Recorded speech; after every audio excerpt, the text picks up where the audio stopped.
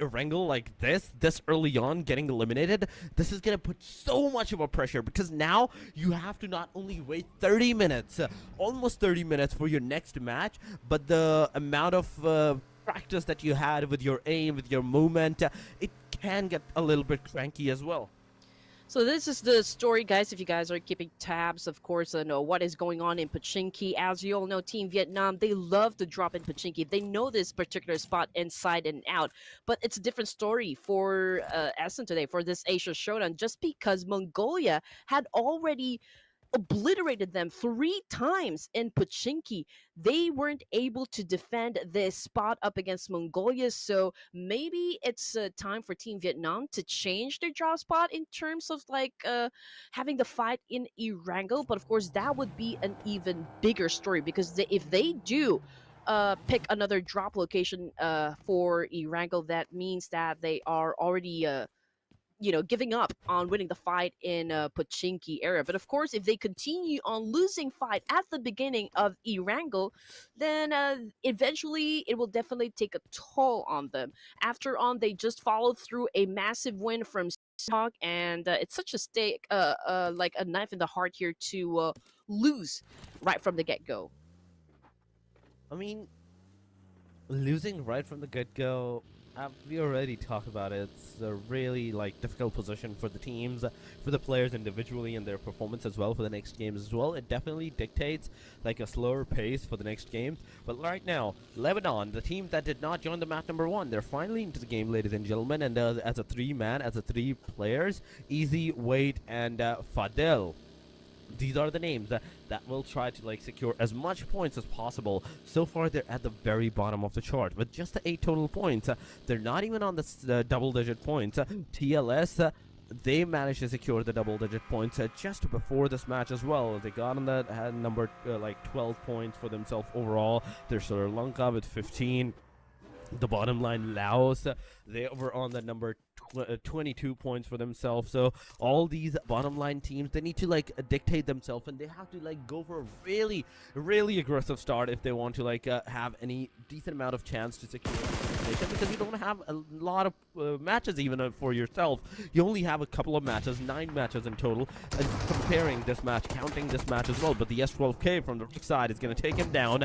Team Indonesia is going to lose their players, and oh my god, the team that is on the hashtag number like the number 1, they might be that one team that might face a lot of casualties. That's the second one down. Federholza is the last guy, the one and only hope of the team. He is behind the players, but instantly it's going to be taken off from the player side. Indonesia with the 4 elimination. They have been eliminated, and now Andy, this gives enough chance for Nepal Red, for Pakistan to like get as much points as they can to like at least lower the like difference between the points of these 2 teams, the number 1 and the number 2, or the number 3 at this point. But Nepal Red, they're not only just waiting out over here, there's a third party, and that is the Team Pakistan coming on. The top 2 giants, the top 3 giants have actually gone head-to-head against each other right here on this proximity. But so far, what I'm seeing is the Team Nepal Red, they don't want to like take any kind of fights over here. They just want to get out of here as soon as possible, because they know they just took down the top giants. This is the moment, this is the chance that they have to take, they have to seize to get as much points as they can to lower the like difference between the points. Yep, and in order for Nepal Red, of course, to dethrone Indonesia at this point, they will have to acquire at least like more or less 30 points just to be able to get the top spot. Yes, it was a different tactical gameplay coming from Indonesia. If y'all remember, Indonesia actually choose to always drop around school area. It's a different team that they have a drop clash with, but this time they were full on their rotation, challenged up the boys of Nepal Red, but I think it was a little mishap right there, a little bit error on their side in terms of their communication, since they got obliterated right off in an instant. So it was a good job, in terms of their defense coming from the side of Nepal Red. So I do hope they can, of course, maintain this high octane gameplay from here then on. But now the circle had already shifted once again, ladies and gents, and it had favored, to go south part of Erangel here. So there will be need for those teams in the main peninsula to cross over to the south side, and that could be, of course, a little tricky to pull off, since I bet there will be teams that will do a major bridge camping here to secure more points from this round. I mean, this is the time. This is the time for the bridge camps to occur, and I kind of want to see that happening at this point. But Team Pakistan, they're not gonna like bridge camp that much. Like, look at them. They're going on the top of the mountains. They're going all like separate spots for some reason. Maybe they're trying to like locate the positions perimeters first. They're trying to know who is like into the backside of their like area. But Falak, come on. Come on, get on top of this, oh my god, bridge, and he actually did that. Apex versus Nepal Red, in fact, is fighting at this point. Nepal Red is losing their players as Saitama also gets taken down. Oh my god, that's 2 down. Back-to-back, Nepal Blue coming into the proximity as well. We are seeing them in the military base island, so they don't have to, like, fear anything. They just have to chill it out over here, but Mongolia is the one that is taken down. This giant, this top team, at this point, another grenade, but Alex is going to switch to the DBS, but DBS is not going to affect anything against the SRLK. SRLK is going to win it out. The DBS from Fatality is going to do a lot of damage. The player could have gotten knocked down, but Fatality also down. Oh my god, this has gone to a 2 versus 2. A grenade is being cooked by the hand of Apex, but Apex, no. I think Apex has received a grenade on his side as well, and that means the player could have been down. No, in fact, Apex is still alive. Precious is trying to heal himself back to 75% HP. It is. He is the last guy. Apex is the final hope. And now he is up against the 3 players of these giants. Nepal Red is going to instantly obliterate this situation. Mongolia is going to be out. And with 9 elimination, Team Nepal Red with beautiful points to their name. They are here on business. Oh my goodness. Obviously, they are dictating the pace of the game here. 9 elimination points for just stage 2 here in Erangel. Hopefully, we can see this kind of energy up to the latter stages of the game here, since Saitama had already been sent back to the lobby. So 3 manpower for the side of Nepal Red. Let's see how well they're going to be doing in this round. So far, we're looking at Pakistan. Of course, they do have the opportunity as well to assume a lot of points here, just because they are staying onto the west side bridge here, going through Sosnovka military base. Right inside the military base, we've got, of course, Ragnarok and the rest of the team here. But of course, before we jump into that, we've got White, or Team White of the Nepal, securing 1 point for the team here. I don't exactly know where they are, but I'm pretty sure that they are already headed towards the south part area of Erangel. We're looking at 12 teams remaining here with 42 players still inside. Oh my god. There's still 12 teams. That is one thing that I can definitely see, that these 12 teams will have a really, really good advantage against each other at this point. Lebanon is another team that is right now at the very end of the proximity, and they have to like jump in the water. They have to go in the circle that's 300 meters away from them. But oh my god, Fatal, he's being pushed upon. He's gonna have the DAB. In fact, 1987, the pump action in his hand. In the meanwhile, Sky is gonna be taken down. Nepal White is kind of struggling as Easy is low on that HP. The player has not only healed himself back to the 75% HP, but he managed to, like, so far survive at this point. The grenade is going to come down. Haitami is not going to receive that grenade. The grenade actually overshooted at that point. Got overshot. Jiggle going forward. Now with the DBS in hand, it's a DBS versus the Scar L at this point. But Sleepy is going to make Easy sleep at this point. Lebanon out of the match. That's 3 points for Nepal White as well. Slowly but steadily, this team is actually gathering more and more points for themselves, but they're still not in the top 5 overall as well. They're still on the hashtag number 6. They still have a lot to do. Team Bangladesh, Team Malaysia, right next to each other in the proximity of the ferry piers, and I do love a ferry piers. After yesterday's matches, I do love me a ferry pier, but wait. What is this ghost car? Why is it moving? Why is it going forward? Come on, Trexy, get in your car. Make sure that the car is not going toward your enemies. What is going on with this? You know what, Nepal White actually started the game with only 29 points before we step into day number 2 here. So we're still kind of checking since Hype Dami is a new addition to the team. We're trying to check like how is it impacting the overall gameplay coming from Nepal White. But anyway, a lot of trade-offs have been happening right in the bridge area. We've got Sri Lanka and a couple of boys coming from Syria right here. And Mini on the screen just making sure that he protects his comrades with that massive spray up against that player. But unfortunately, he overextended his peak close enough for Yusuf to actually shut him down from that angle and from that distance. And Syria has now a chance to pick up their teammates and, of course, survive up until the latter stage of the game here. And as for Bangladesh, Eddie, he just got taken down, not by a player, but by the blue zone. But I think before he exited the game, I think he was able to score a point for himself. He did, he did. So far it is. Oh, wait a second. Bangladesh has also been eliminated by the hand of Malaysia. Wait a second. This is not looking good for majority of the teams. And those teams that are kind of like on the second chart pages, they are struggling. But Pakistan, I'm not sure why, but nobody seems to be coming from this bridge side. The moment Team Pakistan is camping this, holding this bridge down, nobody seems to be moving away from this bridge. Either they're all on the waters, they're all in the waters, or there's all like the teams that are on the main island. But we have Myanmar in the front line, Nepal red. They might have a possibility of taking down this team. Oh, there we go. Mika, he spotted. The guy was spotted. The headshot connected. The player got instantly taken down.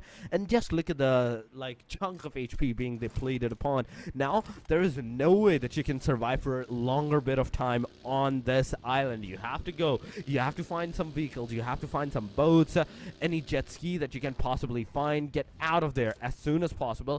Maybe get some eliminations for yourself. Yes, that is true. But there we go. He's going to have as much heals as possible. That's one first aid kit. Finally, he has found. He's going to heal himself now.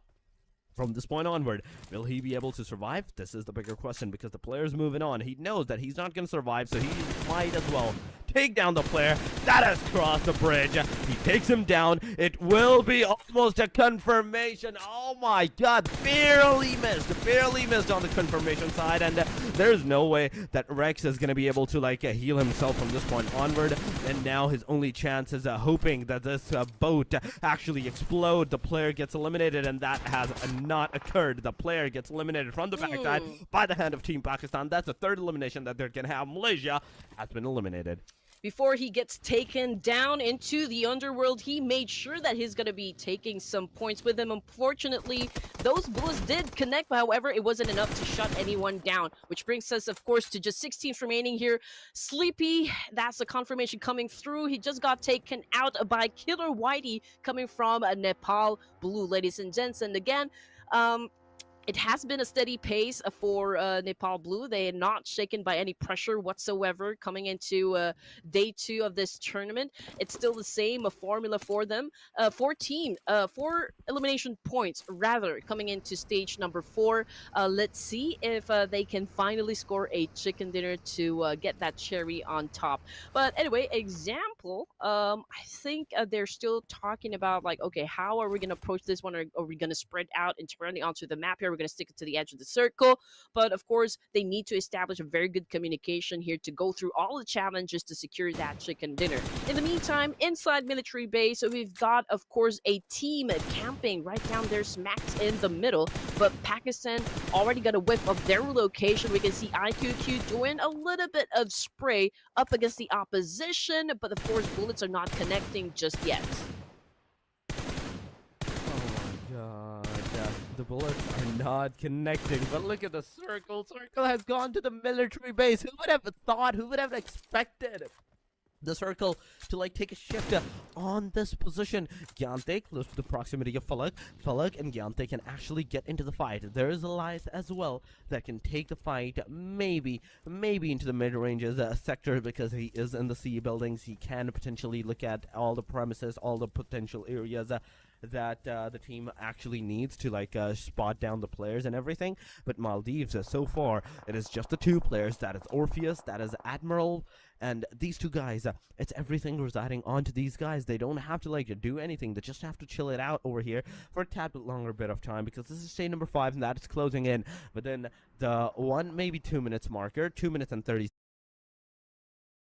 seconds, but there we go. Pakistan, Falak, Delta has been spotted. There is the Killer YT's car sound as well. And Falak, you have to make sure that your car is not into the proximity where it can be exploded. So being to a safe side, and oh my god, did he just listen to me? Did he just listen? And he was like, okay, let me go close, let me see where the enemies are, and then we will take that shot upon on these players. Falak has spotted successfully where the enemies are. They're in the compound, and now you have 5 grenades, you have 5 throwables in your hands. You can potentially use them to throw it, just throw it in the building, get those knockouts, get those elimination. But the one major thing, one major backstep for the Team Pakistan is the fact that one of their player is right now outside of the blue zone. He needs to get inside his car. He needs to get in the circle as soon as possible in the safe zone, and then hold a position against the Team Nepal Blue. Then you have the possibility of eliminating these guys, because at this point you're both going to be on the equilibrium term, on the equal footing outside of the circle, taking the damage and everything, and one shot can be the detrimental one that can potentially make you survive or get you eliminated. It wasn't a great start in Sanhok for Team Pakistan. They were at second place before we started the matches today, and they got taken over, of course, by Nepal Red. But since Nepal Red had already been taken out of the equation as well with 11 elimination points, I think this is the chance for Team Pakistan to reclaim their spot in the rankings. But this is not good news for the side of Pakistan, since we've got a couple of players down on the ground, and Ganta is about ready to take down T24. But of course, a little hesitation with that nade. He switched to his Scarlet, but I think he's going to go back into throwing that bomb up against T24. But can he be accurate? No name actually popped on the kill feed just yet, but I'm pretty sure that the rest of the team, they're keeping an eye onto the boys of Pakistan, of course, just making sure that they keep them at bay, and they do remain, like they maybe have that advantage, of course, up against Team Pakistan, to just make sure that they will be a little difficult on their side to infiltrate the zone.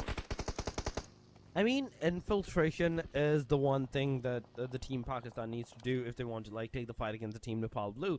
But at the same time, Nepal Blue, now from this circle, we're gonna actually see if they're also gonna be the one of the team that needs to enter the circle as well or not. And the answer is yes.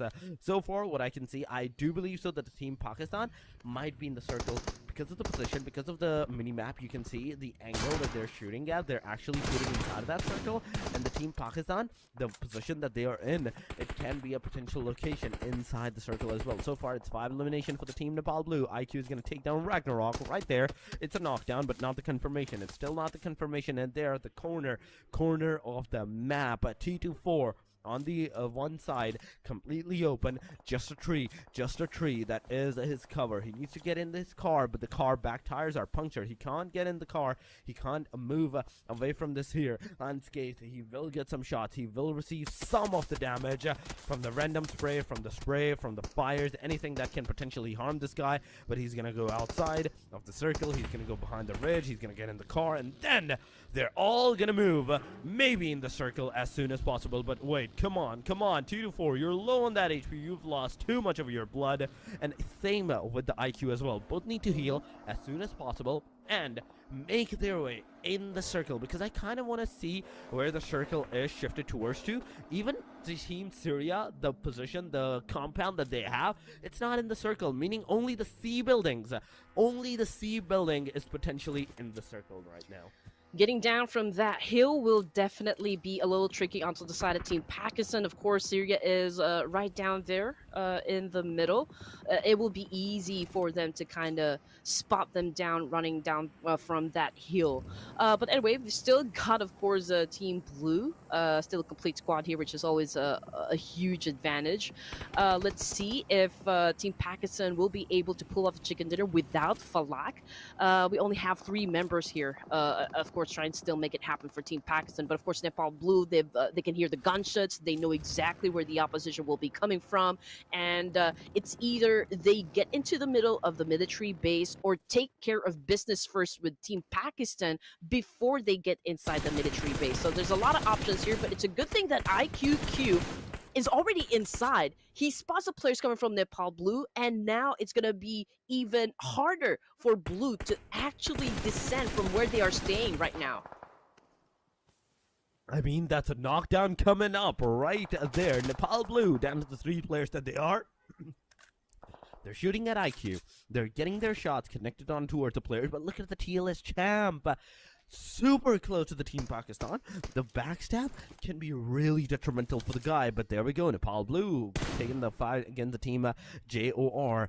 Jordan, the team Jordan is kind of on the heavier artillery at this point. One player was kind of scattered away. He got taken down. It will be a confirmation in a short while. The tap fires. It's going to connect on the head. It's going to connect on the body. 2-4 in the meanwhile gets a knockdown, gets a confirmation, and Champ is going to be the guy that is responsible for that elimination as well. But now, as we're back into the top 5, we have TLS, we have Maldives, we have Jordan, we have Nepal Blue, and last but not the least, Team Pakistan. Ooh. The circle is going to go all the way towards the seaside buildings area. Oh my god.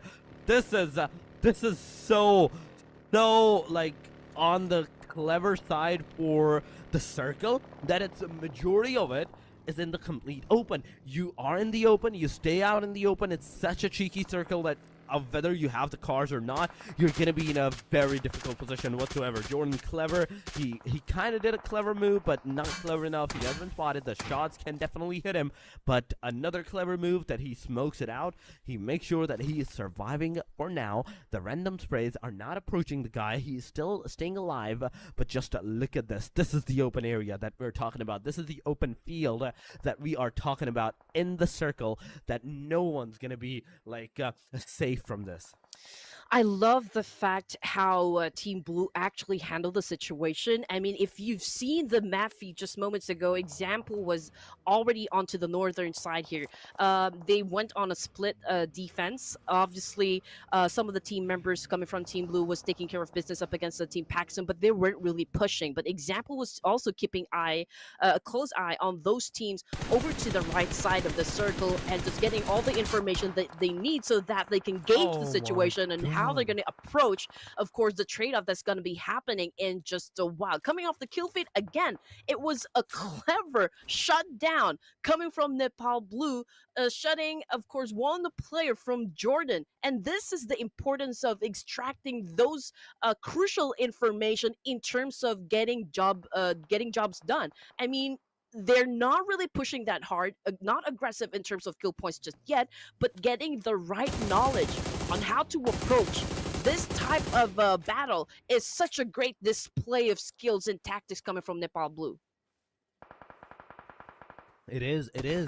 But as we're in the top 4, ladies and gentlemen, Example gets taken down by the hand of Naki. There we go. Team Nepal Blue. Situation is not looking that good for these guys at this point. So far, it is the Team Maldives with the 0 elimination. We have Team Jordan with the 0 elimination as well. Elias is right now knocked down. Clever was revived. And now they're fighting against the Team Nepal Blue as well. The shot on the Nepal Blue's Delta is definitely there. The damage has been done. The player with the tap fire, Naki, is trying his level best, but Delta is going to shut him off. No, this is not looking good, as right now, Team Pakistan, not only they're going to be outside of the circle, but oh my god, he's going to take down Orpheus. IQ is going to take down Orpheus, and everyone. I love the fact that every single one of these teams, they have one of their player like knocked out or something at this point. But IQ is finally going to cook the grenade. He's going to throw it up, jump, throw, on the way. Second one goes over. Will it connect? Will it not connect? There's a bigger question coming around onto this proximity. One grenade connected. It did a small bit of damage. The second one did not as well. Another one maybe ensuing upon on the players. The player has been revived. He's going to go back on the prone side, and this grenade's just doing the damages, just doing the splash damages, not the knockouts. Another one goes over, but will it get a connection? The answer is no. Now it's Orpheus's time. Orpheus is going to throw that grenades on towards the side of the Team Pakistan. Naki is going to be down, and right with this, IQ is going to be the only hope for the team. Second guy has also been spotted. Orpheus, you need to get out. You need to shoot with the M416, and at the same time, IQ is going to do the same. Orpheus is going to be down. The third shot from the Admiral is coming on towards the way. All the sprays have been missed. IQ, the backstab. The backstab coming from the Jordan has given enough time. JOR has given enough time to the team Pakistan to not only heal themselves back to the 75% HP, but also revive their player. Gyante was already able to level up his gears here, which is, of course, an advantage now that we are looking at the final 3 teams remaining. Jordan is still trying their best, giving everything they have to make sure that they survive this stage 9, the final round here in Erangel. Delta, of course, keeping a close eye up against IQ. Cuba got late, getting knocked down by Naki of Team Pakistan. So both, like all 3 teams here that we have so far are eager to secure a chicken dinner for themselves. Of course, if Pakistan is able to get a chicken dinner for this round, it'll be their second chicken dinner. But for Blue of Nepal and, of course, Jordan, this will be their first. So who wants it more? Who wants it badly? I mean, wasn't it the team Blue, Nepal Blue, that got the second winner with a chicken dinner of the day number 1? I'm not sure if I'm correct on that. I think it was Blue. I think it was Blue. But Pakistan has been eliminated. Second. And there we go. Nepal Blue. They're also going to have their second winner chicken dinner, ladies and gentlemen. They're going to have the winner chicken dinner. They took down the team Pakistan. They took down the team Jordan. And being on the number 1, they're going to have the 10 points for the winner chicken dinner for themselves. After that, it's all comes down to those elimination, in which case scenario, I think they have some decent points, 8, maybe 9 eliminations for themselves, and a total of 19 points. That's definitely going to, like, help them a lot, because we saw them. They were super close to the team Nepal Red as well, and this is the jump that they actually need against the majority of the teams as well to secure some of the major points. Perhaps, yeah. I guess this is already their second chicken dinner. But then again, we're talking about 3 teams representing Nepal, so it can be a little bit confusing. But then again, I'm pretty sure that everyone is having a joyous moment, of course, making a lot of noise down there in the comment section, just because Nepal Blue, again, secured another chicken dinner for their country. And if we're going to be looking at this match's MVP, of course, it did not come from Blue. It actually came from the red side, which is, of course, Precious, putting up a total of 5 elimination points. And, okay, more or less like 45% of team contribution, which is, of course, a lot. 384 healing done. And when it comes to, of course, the damage, it's a total of 770, which is, of course, an incredible number so far. This is an incredible number of the damage with the elimination, but another incredible number is his longest elimination distance that I do love to see. 27 meters. This guy is also one of those few players that in this match did not go for any kind of long range fight. He was like, okay, I'm going to take the fight right on the faces, or I'm not going to take fight whatsoever. 27 meters is his longest elimination. That's, I think, one house to another house of a distance with the peak, with the red dot that you can like completely spray up and get those eliminations done upon on the players. That's what Precious has done. 45% of the contribution for the teams. Talking about the headshot ratios and everything, it is 28.57 on the heads, 57.14 on the bodies, and 14.29% on the leg that he has shot up on for his team at this point. Everyone that got in his way, he was 28% shooting on their heads. I think that's one shot on the head, the rest of them on the body, on the legs. That's what has happened, and that's the ratio that we're seeing at this point, because this close range, there's bound to be a lot of headshots.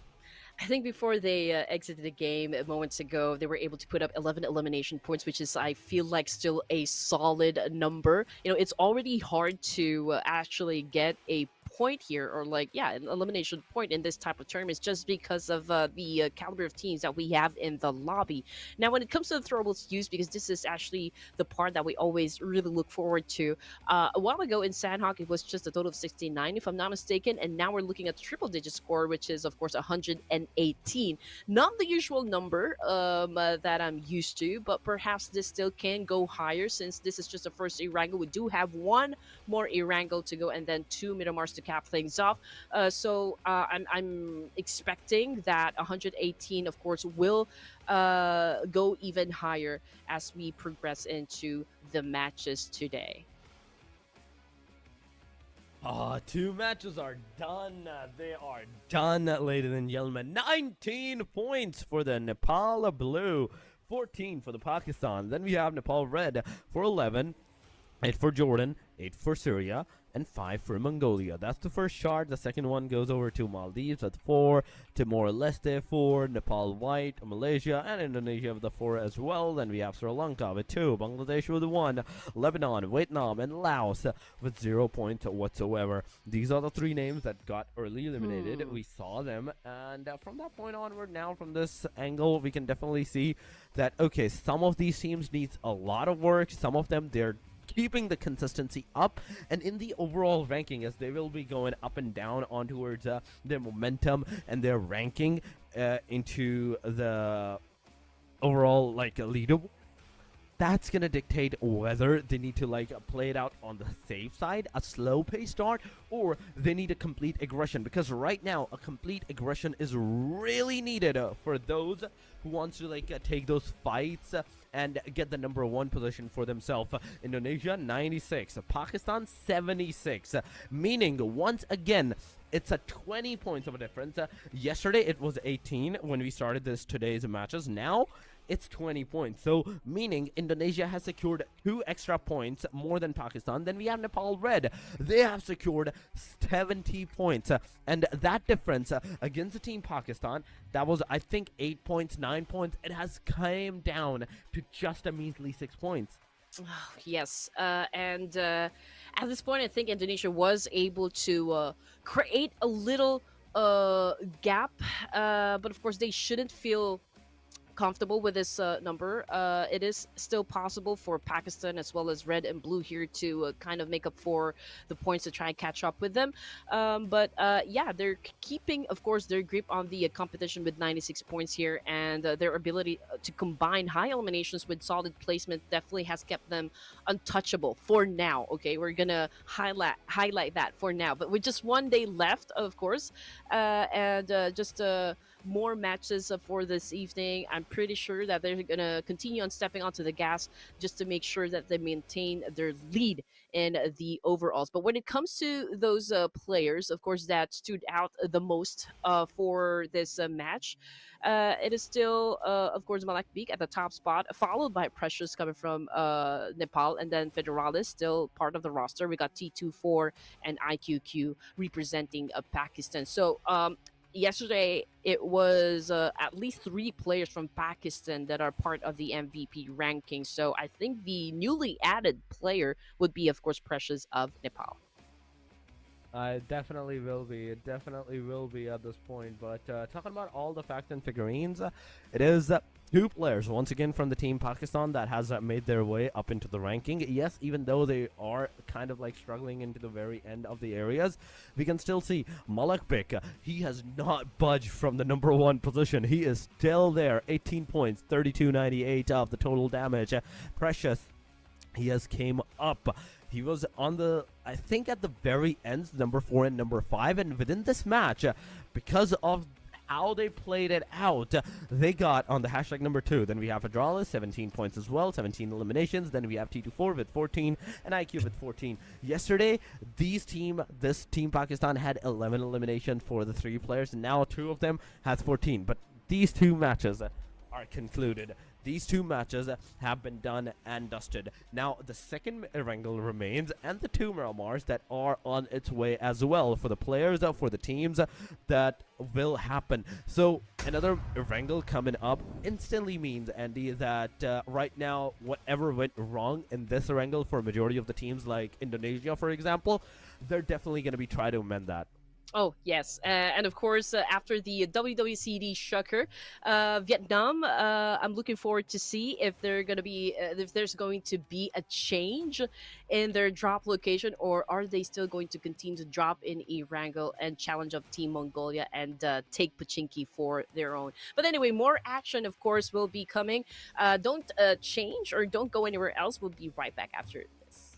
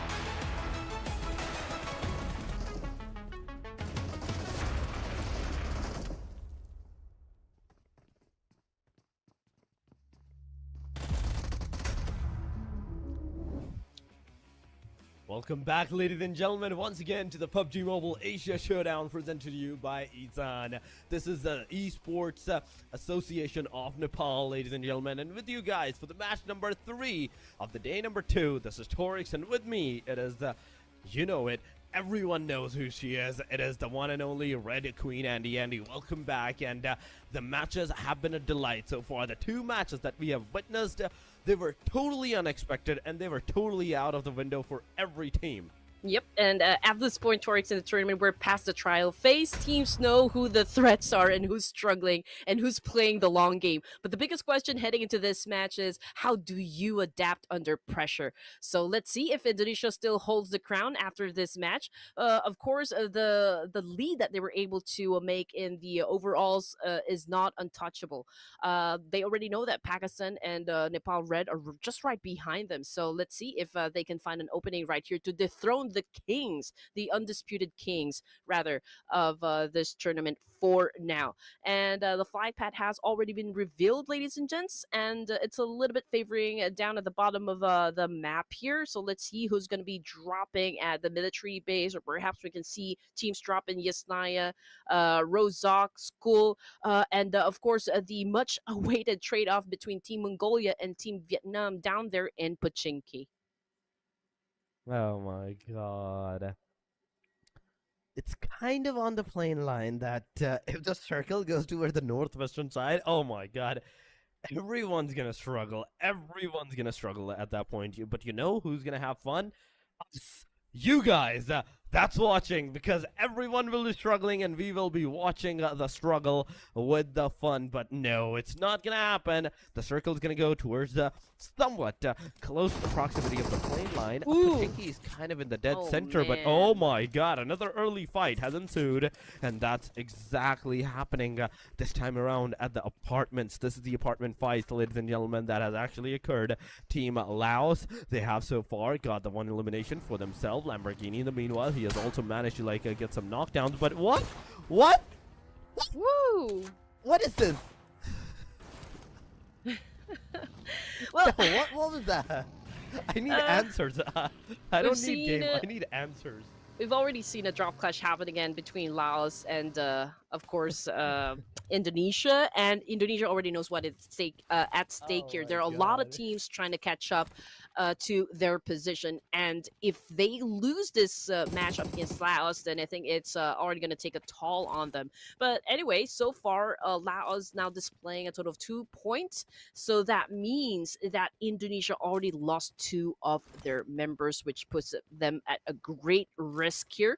But I'm pretty sure that, you know, this is the opportunity Laos have been waiting for to take down yet another giant in this competition. So let's see if they can be successful in taking over this school area. I mean, some players are just accepting their demise at one point. Some players are right now trying their level best to get those elimination. Indonesia is also struggling, one of the team that is kind of struggling at this point. And whereas only 2 players are remaining, we go to the Pochinki and we see Team Vietnam, Team Mongolia once again back into the clash, back into the early fight. And let's see who's going to win this out from this point as right now. But oh my god, QBZ, fatality, beautiful. Leviso has been taken down. I'd say you have enough time, enough opportunity right now to reload your QBZ and then go forward at this point. But there we go. The player not only got into the closer in vicinity, but if anyone goes for the revival, he will be taken down as well. Fatality closing in on the right side. Lamborghini is residing at an instant. It is a Mongolia that's not going to be alive anymore. Lamborghini with the 2-1-1 for the rest of the players, and the knockdown player also got that revive. It's not the elimination. It's not the elimination of the guy. Vietnam is not only going to survive with the 4-man standing, but they're going to completely obliterate the team Mongolia, or that was right in front of them. Finally, revenge had been served by Team Vietnam down here in Pochinki, eliminating, of course, the rest of Team Mongolia. And now that was, of course, an easy, convincing 4 elimination points down in their pockets. And Vietnam will have, again, another opportunity to get their second chicken dinner of the day. That was such a swift and precise gameplay coming coming from Team Vietnam, which brings us down to 15 teams remaining. And of course, look at the situation. Back to the school area is still Laos, of course, versus Indonesia. ZMJJKK. Okay, a lot of letters in his name. It's going to be a tandem between him and Vox. So the important thing is they catch all of those signals, all of those hints as to where Laos will be coming from. But so far, they're sticking together. They're not going in for a pinch here. They're just moving forward. But we can understand the hesitation coming from Laos. Of course, they do not exactly know where they're currently staying from inside that building, and they don't want to be reckless at this point now that they've already gotten that advantage up against Team Indonesia. I mean, that's the thing.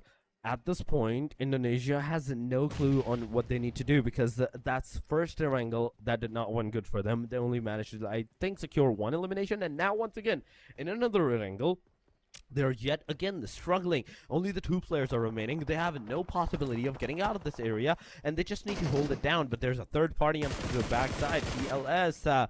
Oh my god. The third party can ensue, and it can actually potentially do a lot of damage onto Team Laos as well from this point onward. But Laos, you have to first go against Team Indonesia, get the fight completed before the third party can ensue on you guys. At this point, right now, Izzy Boy, Lizzie Boy, Noir, Beckham, and Honda, they're all the 4 players that are remaining. And inside the same compound where the Team Indonesia is right now residing, they're taking the fight on the school main building. They're taking the fight over towards that direction.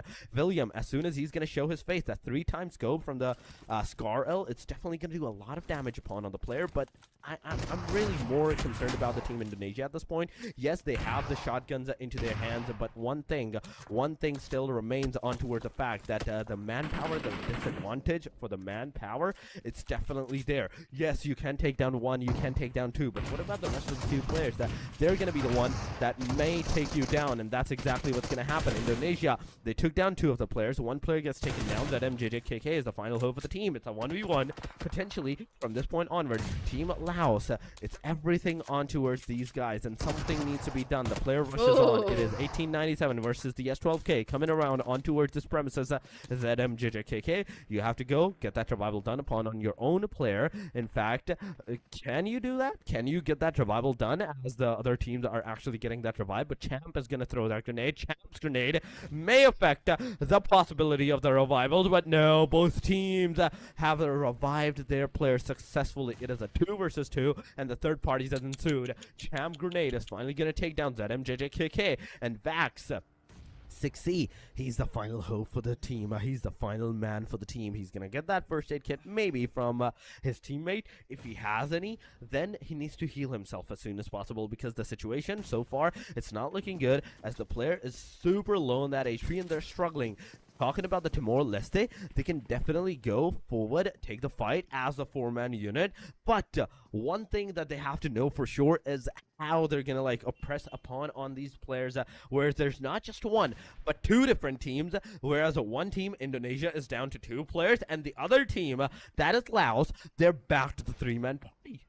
Indonesia definitely will go for a micro gameplay here. They do have those shotguns, which is, of course, perfect for a CQC. Timor-Leste, they already know that there are 2 teams inside the building. They went in for a third party here, of course, to potentially shut down both of the teams and gather as much points as possible to improve their status in the overall rankings. And, of course, this is such a great opportunity for Timor-Leste, but let's see if they can actually pull that off. In the meantime, one of them is heavily injured. Mabu, if I read that right. He's pretty low in HP here, so that was a great counter coming from Laos. As for Team Indonesia, they're not making their presence felt. They're not making any sudden or rush movements whatsoever, because at this point, they will just have to wait for them to come in within their line of sight and actually take them down. I mean, I'm still waiting for the fight to actually occur. The other teams are fighting. You can see the kill feed. Sri Lanka, Syria, they're all taking the fight. They're all aggressing upon one another. Whereas the school building, it's not even remotely close to being over. It's remotely even being close to start at this point. Yusuf gets eliminated. It's all over for the Syria. Sri Lanka, they're going to have those eliminations for themselves from this point onward. For elimination, going back to the school apartment, we can see once again Timor-Leste waiting for the opportunity. They're still still like Ooh. holding down the fort, but as soon as they're gonna throw that smoke down, there's gonna be a knockdown. There's gonna be a knockdown. A havoc has ensued. ZMJJKK with the 1897, he's there. We have TLS. Vox with that Molotov taking another player down. Oh my god. Team Timor-Leste. Now the situation has overturned. That's a 1 elimination coming around for the Timor-Leste, and now it's 3 versus 3 versus 2. Indonesia, they're not only surviving this area, but they're surviving it really good. But the wrong move, Beckham. Now you're going to be into the really difficult position where not only the Indonesia can jump on you, there's the Timor-Leste just chilling at the very bottom compound. It's an incredible gameplay being shown right now coming from Team Indonesia, managing 2 teams here inside the building despite the fact that they're down to just 2 of their members. And now a little hesitation coming from Timor-Leste. A while ago, they do have the advantage up against 2 teams here, but the fact that they took a lot of time actually just penetrating and getting through those stairs and eliminating the players, they waited too long for this kind of gameplay, and now Laos just taking the opportunity, of course, to eliminate them as well. William already out of the game here. We got Champ on the screen trying to have a back and forth situation with Backham, but Laos still, I think they're thriving under pressure. You know, they're being patient, they're being resilient at this point. They're at the top of the building here and just really waiting for TLS to commit a mistake here. I mean, we are waiting for that mistake to Oh. actually occur, and Noir, no, come on. That was a mistake right there. Team Laos has initiated the mistake, in which case scenario they got punished, but I'm really amazed by that MJJKK, how well he has managed to secure those 3 eliminations for himself. There's going to be a flashbang now. The rest of the teams is going to push forward, but we have Timor-Leste, ladies and gentlemen. They're going to be the one holding down the fort. Wow. Vox, you beauty, getting those connectivities. Imagine if he had that first aid. Imagine if he had that full health on himself. He could have done so much more. He could have got so much more eliminations for himself, but that didn't occur. Timor-Leste is going to be the one responsible for the elimination of the Team Indonesia. Now Nepal Red, Team Pakistan, once again, this is the opportunity. Even Team Nepal Blue, this is the opportunity for them. But Andy, I just realized one thing. Look at the overall rankings. Pakistan 76, 70 for NPR. Nepal Blue 67. Then we have Vietnam with 37. That's a very big jump. I mean, Team Vietnam have always been known for their late gameplay. It's always a slow burn, you know, for Team Vietnam. But of course, it's always a problem with them, like how they're gonna keep up with the consistency. Sometimes it works, sometimes it doesn't. So let's see if they can actually improve more in terms of their status in the rankings here, and even overtake blue and red coming from Nepal. But what is exciting is the fact that, again, Indonesia had already been taken out from this round, and now Pakistan, they do have the chance to acquire as much points as they can to try and catch up and just like be at the tail end of Indonesia. This is a make or break situation for Team Pakistan, but right now we are already looking once again blue and white getting head to head here. We got Jiggle, of course, jiggling with all those bullets being sent his way, and an effective Jiggle, by the way, so far. Let's see if blue Nepal can actually push through, taking down the players of Nepal white. Nepal White right now, ladies and gentlemen, on our screen with the fights and everything. So far, that's 1 elimination to their name. And talking about all the facts and figurines, the location that they have put themselves into against the Team Nepal Blue. I don't know if this fight should actually occur or not, because this is such a huge fight for the Team Nepal Blue. This can dictate whether they're going to have those 70 points for themselves, 70 marker of the points, or they're going to be eliminated from here if they take that fight. And at the same time, it's Nepal versus Nepal. It's not a different country that you're up against.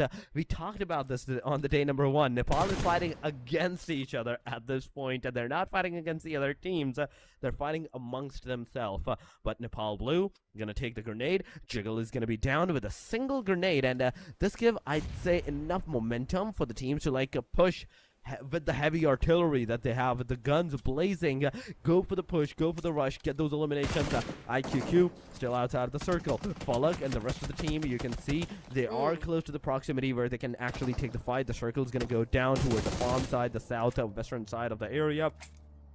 Mad Machine and the team Bangladesh all the way close to the proximity of the shorelines.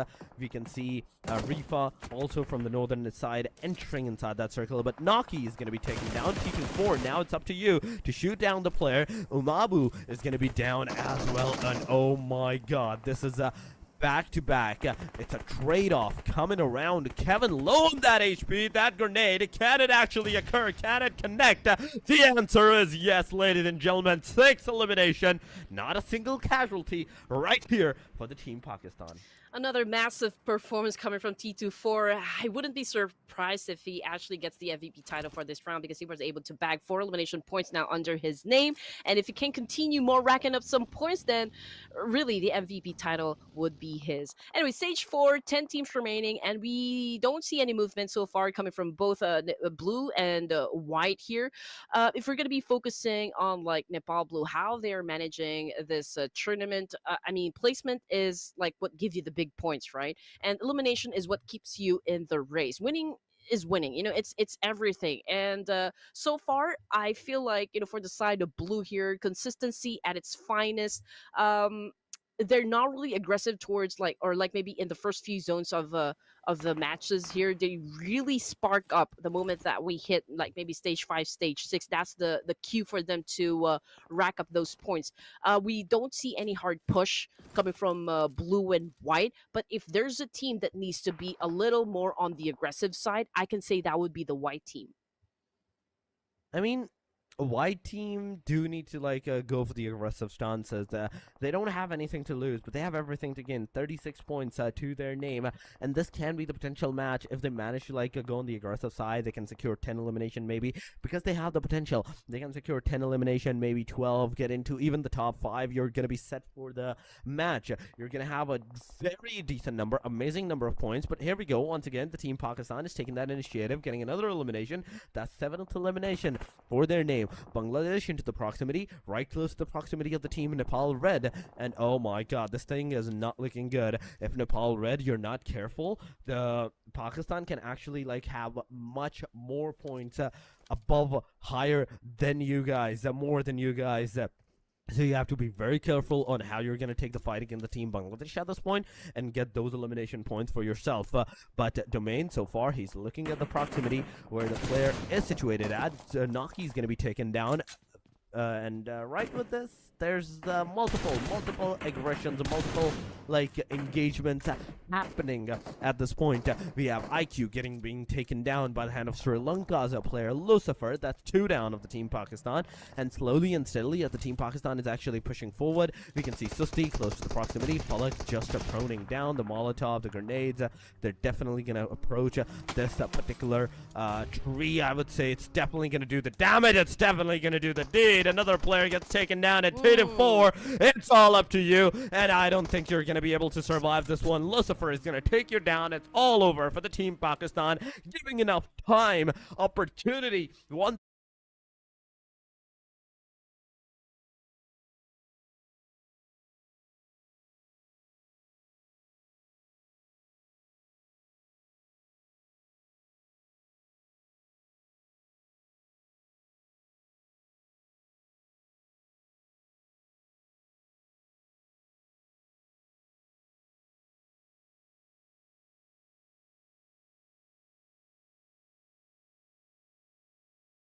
It's all up to you, and I don't think you're going to be able to survive this one. Lucifer is going to take you down. It's all over for the Team Pakistan, giving enough time, opportunity, once again. White want to gun for the lion's share, which is of course the top spot, but so far they still need to exert more effort, more work to make sure that they still climb up ranks in this point of the competition. Anyway, back to blue here, ladies and gents. They are currently surrounded by at least 2 teams here. They are doing a massive gatekeeping up against Team Malaysia, and another team coming from just actually in front of them. And here comes boys of Sri Lanka as well. And Gante, he's like going for a buffet here when it comes to like kill points. So I guess everyone is just really within their line of sight. I mean, that's the thing. That's the beauty of, I would say, the circle, this PUBG.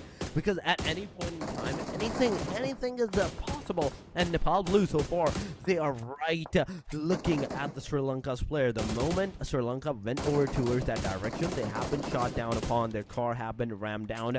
You can see how low their car's HPs are at this point. Delta, he's also shooting with the Nepal White. The grenades that will definitely be occurring from the backsides as well. But the shorelines is kind of safe for now. Not for long, but for now. As the players are still struggling to get over towards that direction, towards that particular location. But talking about Nepal White so far, it is Sky throwing all the grenades, all the utilities that could have potentially taken down the players. But JOR, Jordan coming into the view, getting a knockdown on Nepal Blue. That's a long-range knockdown. And if Nepal White knows which team they're up against, which team is close to their proximity, they can potentially rush on this. They can seize this opportunity to get more points for themselves.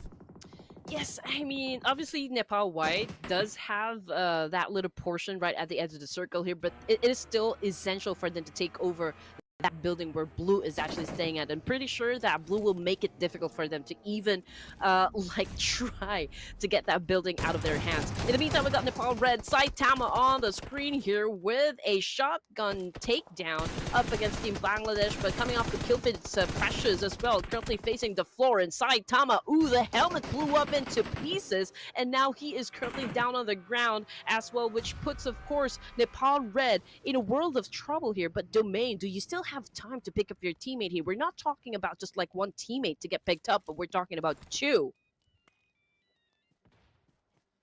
We are talking about multiple at this point, ladies and gentlemen. It's not just one, it's two different players that needs to be picked. There's Jordan in the back, Nepal Red. The situation is not looking good. Clever, you can potentially take down all the players that is right at that rock proximity. You can shoot at them, but we have to see if Clever is going to be able to spot the players down first. But oh my god, I kind of want to see this in the drone view because of the number of smokes that has been deployed over here. I can at least count 9 smoke grenades right into this frame at this point. But there we go, Lyth versus MY. Mika has been knocked out. Delta just chilling near the entrance of the door. The grenade is not going to approach the player, but Haidami, he's going to be low on that HP. Sky, he's also cooking. Let him cook. Let these guys cook. It is White versus Blue going on into the proximity. Sky's going to throw the grenade. Nobody's going to get hurt. Nobody's going to get hit. Sky once again going back once again towards the area. Rex in the meanwhile is going to take down Rush Bay. And these 7 teams, these 7 total teams, they're just waiting for the opportunity. As this opportunity is going to ensue, Haidami is going to be down. Gyante's grenade is going to approach the situation. It's not going to affect anyone. It's not going to hit anyone. And Sky and the rest of the team, they have the potential, they have the possibility of getting that revive done upon on the players. But Nepal Red versus Rush Bay. Rush Bay has been taken down. Blue's example has been taken down as well. Oh my god. Red Precious versus Mad Machine. It's an instant confirmation. Delta, jump shot. Come on. Jump shot. Backside. It is White closing in. Front side. White closing in. And everywhere it's White and Nepal White closing in upon on the Blue. Situation has overturned. Nepal Blue is looking really great from this point onward. Sky, 4 bullets, 3 bullets on the Astral Pit. Jiggle is going to come down, taking down Gyante. And now down to the last player. That is Example and Killer YT. It's all up to these 2 players.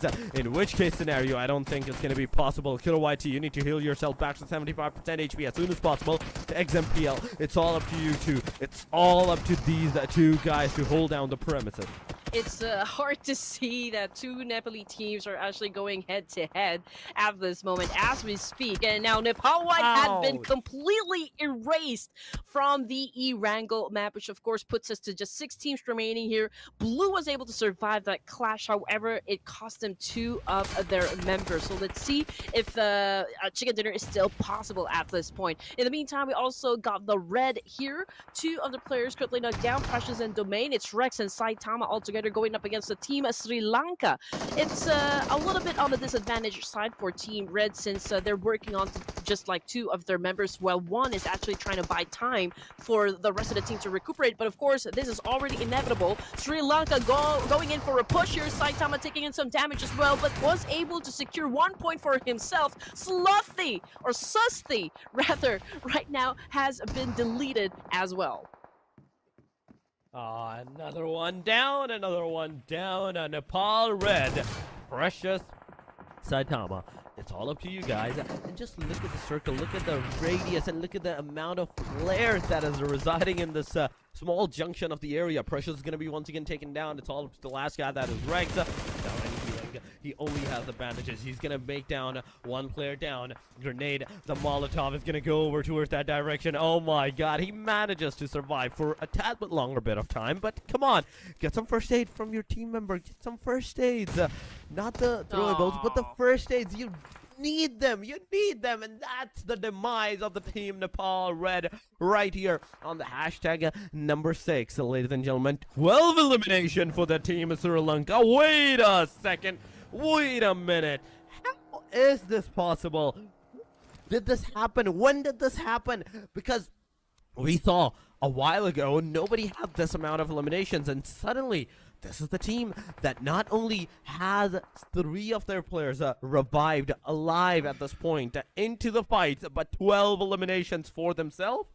Oh man, if I remember it correctly, Doom actually was part of the initial roster going for that MVP title. So yeah, maybe this is sort of a wake-up call for Team Sri Lanka to step up their gameplay, and we are seeing that happen right at this moment. I mean, 12 elimination points is kind of a solid number to begin with in this competition. Let's see if Bangladesh can still pull off maybe another point for Shijan, but of course it can be hard to pull off considering the fact that he is all alone dealing with business here. But since Sri Lanka is busy, of course, having a conflict settled up against Malaysia, perhaps Shijan can pull off a sneaky move here and get an elimination point for himself, or maybe he can focus on longevity here and make sure he gets up until the final zone. He needs to survive. He needs to survive. That's one thing for sure. But that's the one elimination he's going to have. And that's a kill steal. That's an elimination steal. You are definitely going to pay for that. Oh my god. Get up. Get up. Get in the circle. Come on. No. He's just going to give his elimination towards the circle. Bangladesh out of the proximity, out of the zone, out of the game. And right down to the top 4, ladies and gentlemen. Nepal Blue example is also going to be taken down. It's all over for the team Nepal Blue. Lucifer and Jimmy from the Sri Lanka. We have a team MY with Firen, Trexie, Yuhai, and Mika, all 4 alive. We have Jordan with 2 as well, Tome and Lias, and these two are also one of the few players that has the potential to do a wondrous job, a wonderful job for themselves. But I'm more curious about Sri Lanka right now with the 12 elimination to their proximity. How well are they going to be able to like cement themselves into this area, take those fights, all those aggressive stances and everything? How well are they going to be able to like get more eliminations, or are they just going to get eliminated from this point onward? Because they can potentially let this MY and JOR take the fight against each other and just chill out there until the number 2 and do a third party, get the winner in a chicken dinner. At this point, I think all the teams here are not feeling the pressure just yet to move a little forward. I mean, Jordan, it's a good thing right now that they do have that small compound to work with, but eventually, of course, they will have to give up that refuge and step into the line. Of course, but we got 40 more seconds to go before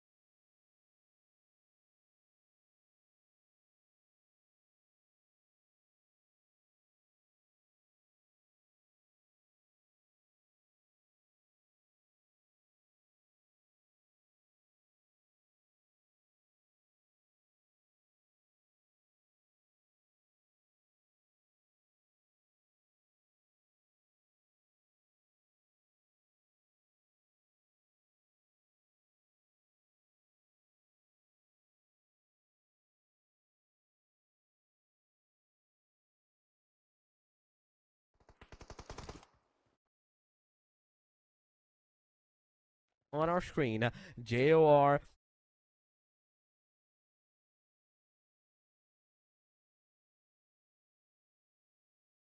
Are you able to like get some eliminations for yourself? Because Jordan, at the meanwhile, is kind of at the very corner of the area. The grenades, the throwables can definitely get the players down. A fire in, gonna take down Lyeth, and right with this, another grenade is gonna ensue upon on the players. That is Tome. Tome still survives.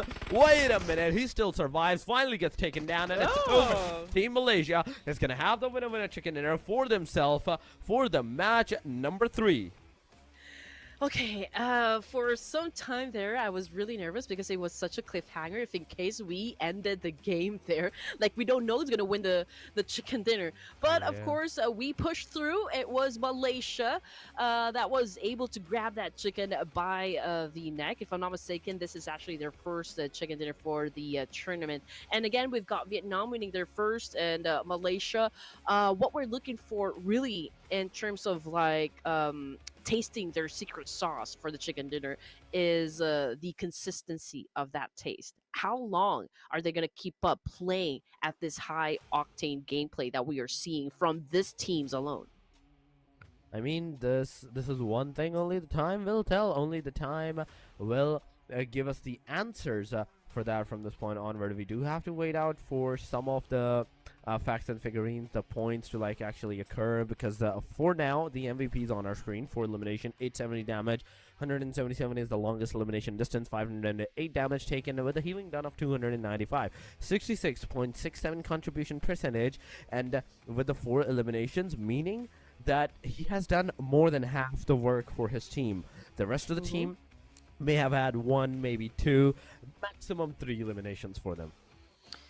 Exactly. And moments ago, we were talking about, like teams, mid-table teams like Jordan, Malaysia, Maldives, and it's such a great win, for the side of Malaysia. They're hovering dangerously into the rankings here, and we were looking for that one explosive game that could change everything for them, and this is it, or this was it, rather, for Team Malaysia. And of course, we don't want to take away the spotlight from Saitama over here, aka Claw. I know you. 45% hitting the body, of course. 0 on the legs, so 54. Wow, this guy's pretty accurate when it comes to his headshots. I mean, he definitely is. 50% of the headshot ratio.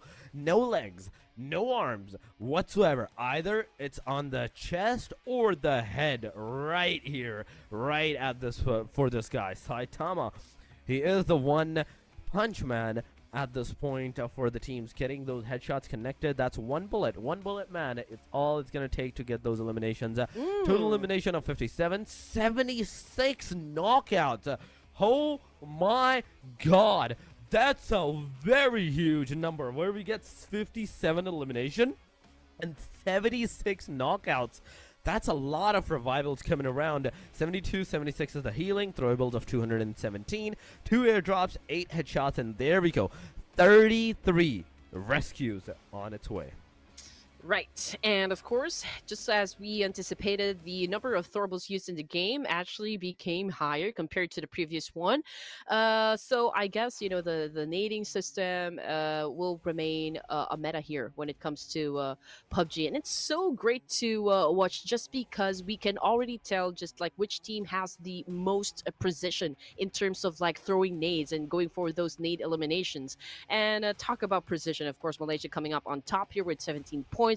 They are tied with Sri Lanka technically. It's just that Malaysia was able to get that chicken dinner. That's why they're at the first place, followed by Jordan coming in at third with only 9 points. So just 2 teams that ended the game with a double-digit score.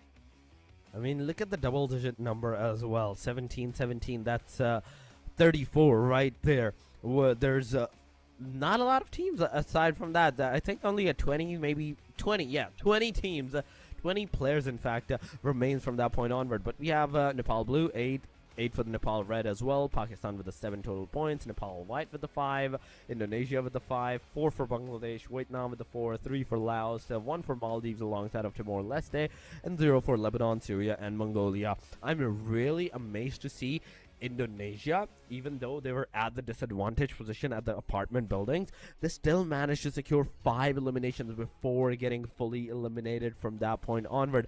Pakistan had 7 eliminations, and these are the numbers, these are the names that are just coming up on the leaderboard with their sheer number of eliminations. I don't want to talk about those teams that are currently at the bottom half section, right, in the leaderboard ranking. Of course, teams like Nepal White, Syria, Bangladesh, Maldives, they need a set of mythical match. Placement points are a little bit scarce on their side, and the eliminations are also low. So at this stage of the tournament, playing safe again isn't really an option. So if we're going to check out the overall ranking, still Indonesia at the top here. They're the first team to actually cross that triple digit score. 101 is a solid point done by Indonesia, followed by Pakistan with 83, Nepal Red with 78, and 75 for Nepal Blue. And for the 5th place, we've got Malaysia coming in with 52. But if we're going to pay close attention to the gap that Indonesia was able to set up against the 2nd placer here, which is, of course, Pakistan, it's still an okay gap. It means that Indonesia still has a little bit of leeway, so to speak, to make some mistake inside the matches. But, of course, that small wiggle room right there won't be enough if they continue on losing some battles right at the beginning of the match. We're back to the square one, ladies and gentlemen. Indonesia and Pakistan has 18 points of a difference once again from this point onward. Talking about the rest of the teams, the bottom lines, Lebanon, I'm not sure what's going on with these guys. Still 8 total points towards this team name. They need a lot. They're struggling a lot, and they need to do something really fast, because the day number 2 is actually ending too. Precious finally taking Malabik off the chart from the number 1, getting his position cemented up there. 18 elimination, 3606 damage. Then we have T4 on the number 2 position. 18 eliminations, same amount of eliminations, but the damage is where the difference comes into the play. 3451, the average survival comes into the play with having more average survival of 22 compared to the 16 minutes. Malabik still 18 elimination, 3298, 19 minutes of survival. Naki with 16, 30,073 damage with 20 minutes of survival. Last but not the least, it is a Rex. Again, another one from the Nepal side with 18 elimination, 2877, 16 minutes of survival time. All the Nepal side, I'm seeing the survival time, they're getting somewhere between 16 minutes, maximum 17 minutes of average survival time, and this is not good. They need to get their survival high, because that means even a single elimination, if the other team gets higher than you into the overall MVP ranking, they're instantly going to take you off from the chart. Oh, yes, definitely. And again, for Laos, Sri Lanka, Timor-Leste, and Lebanon, time is not on their side, sitting at 8 or not really 8, like a really pretty low score in the overall rankings. I mean, it's not really great for them to play so cautiously. It means that they are already watching the rest of the tournament from the bottom of the table here. So something needs to change again. We're already at day number 2 here, guys. We only have one more day to go to wrap things up for the for this ESAN tournament. Now, ladies and gentlemen, we're going in for a break here. Please don't go away. It'll be a short one, so stick with us.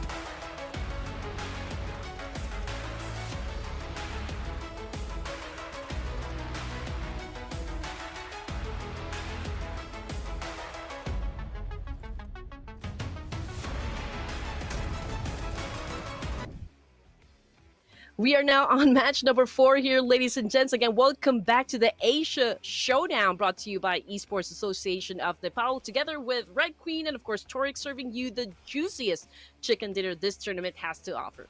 Oh, yes, it is the juiciest chicken dinners coming around for the teams. But, ladies and gentlemen, we are officially done with our Erangel parts. Now, the only two matches that are remaining are the Miramars, the one that comes into the barren lands where the chickens will be cooked underneath the land with all like the juiciest, the amazing sauces and everything.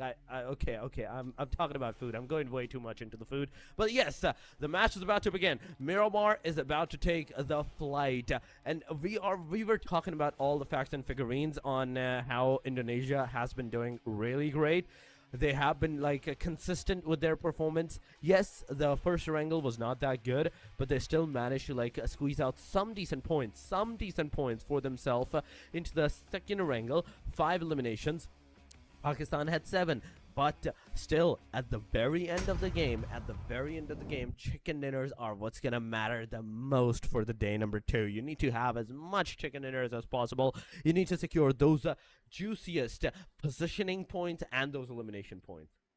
Well, we all know that this tournament was never meant to be easy here, Taurus. I mean, it was meant to test the limits of strategy, of course, skill, and mental resilience of the players. I mean, from the moment that the first shots were fired a while ago during the first match here, Indonesia definitely emerged as the titan of this championship because they were aggressive since day number 1 here, and they were able to carry that momentum back into day number 2 here. Still, the undisputed kings of the tournament. But of course, there are teams that are already catching up from behind.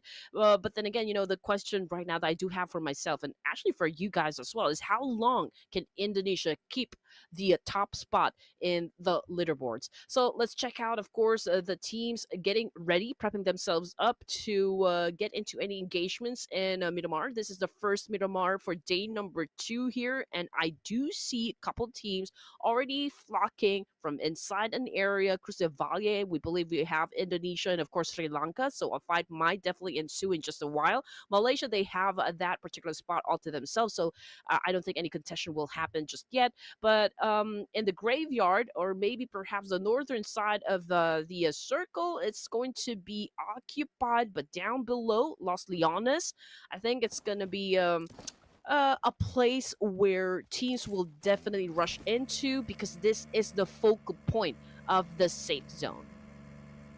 It's definitely the focal points of the safe zone, but the plane line and the circle is not matching up. This is going to be a hard-hitting factor for a majority of the teams at this point, where they want to go towards the southern side, and the circle, like the plane line, was not allowing them, so they have to find some cars. They have to find some vehicles for themselves. El Pozo, it's just one team. Picado, on the other hand, that's where I can see 2 different teams, maybe into the proximity, that can potentially take the fight. Yusuf has a pan in hand. Is he going for the pan elimination? Is he trying? Please don't do that, because the other opponent may have a shotgun, may have a DBS, may have an S12K against you. So be very careful on whatever you're going to do. And in fact, Surya, Yusuf, there is nobody into the same compound. You're completely chill here. Do not worry. They are in the backside of the big warehouse area, so the stadium side. So be careful. Be careful. Be careful with the windows and everything. But Satan, so far, I think he's AFK, but whatever we can see, Syria, the position that they are in, how they're getting their loot, how they're getting their arsenals, whereas on top of that, TLS, all together, 3 players together right here in this proximity. Okay, so this is going to be a different terrain now. Rotations will definitely be brutal. So if like getting caught outside of the zone here could be a death sentence, considering just like how much meters, of course, you need to travel from point A to point B, just in case you've already dropped a little bit far from where the safe zone actually is. Snipers and DMRs definitely will become key players here. If you are a team that excel in long range fights, then you will have the upper hand when it comes to Miramar. Positioning is everything, of course. So if you do not have that high ground, then you're gonna play catch up at this point. So perhaps just predicting what kind of pace we're going to expect coming from the countries here. Indonesia, Pakistan will definitely fight for control early in this game. So I do expect, of course, an aggressive start for both of the teams that I just mentioned. But coming off the kill feed, I think it was Pakistan that one player that got knocked down, or is it from TLS or not Syria? Okay, I think that was Lebanon and Sri Lanka having an exchange as we Yeah. speak. It is. It is. The Lebanon finally stepping up, getting that first elimination and the second knockdown on its way. But still, we have to wait out for the opportunity, like the completion, the execution of this fight, because the initial always is good. The execution is where sometimes Ooh. Lebanon kind of gets struck down, and that's exactly what's happening once again. On the execution side, that's 2 down of the team of Lebanon in a single split second. Not only that, but Sri Lanka has also revived their players. It's 3 versus 2 now from this point onward. Waited on the front line. He is half on the HP side, so be very careful. Wait on whatever you're doing. Slowly and steadily approach the situation. In the meanwhile, Lebanon Zakaria has been eliminated. That's the second one elimination done. Sri Lanka 2 points. And I would say Lebanon, you have to leave this premises instead of taking the fight. I'm not sure why. Even when Lebanon sees that, okay, it's a no-go, they still go for the fight.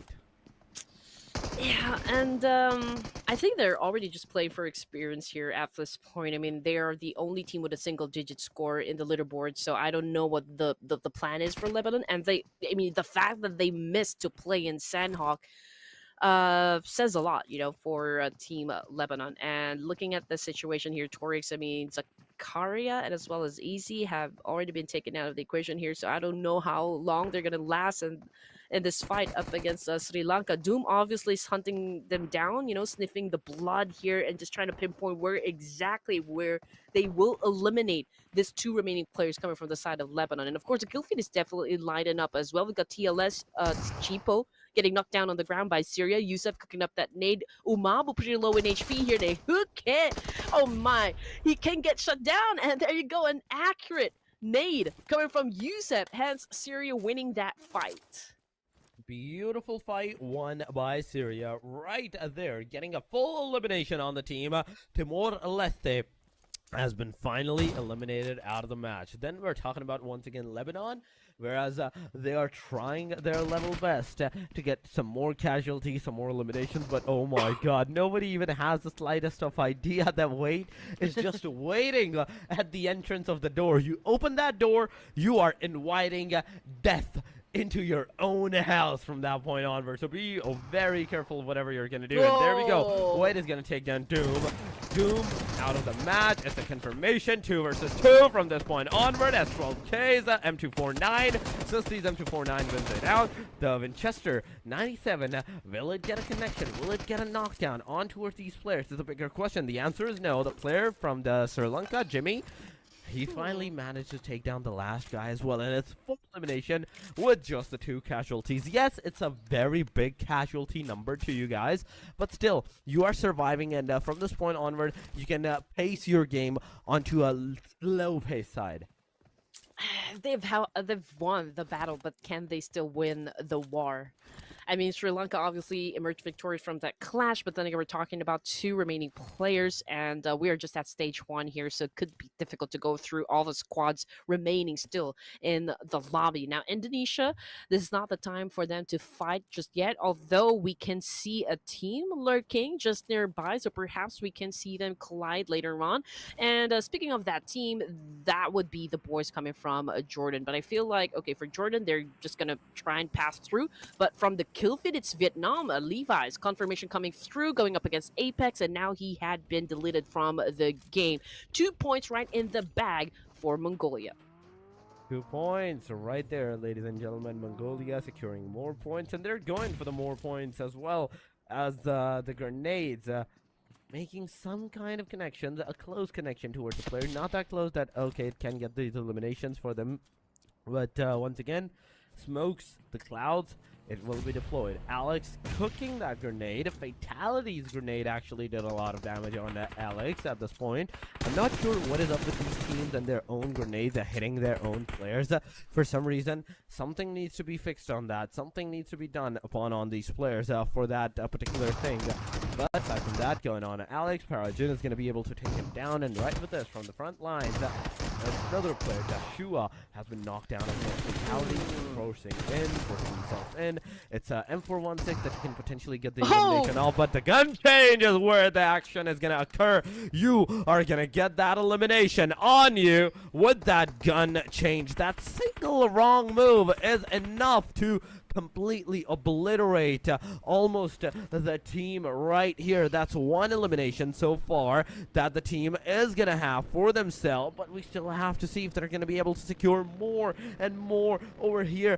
Perigin, after that knock, he's just leaving out of the premises, and I would say this is a very fine choice of action that this guy has done, leaving the premises after the knockouts, after those damages that you have done, leaving the premises and changing your position. It's definitely a very W move.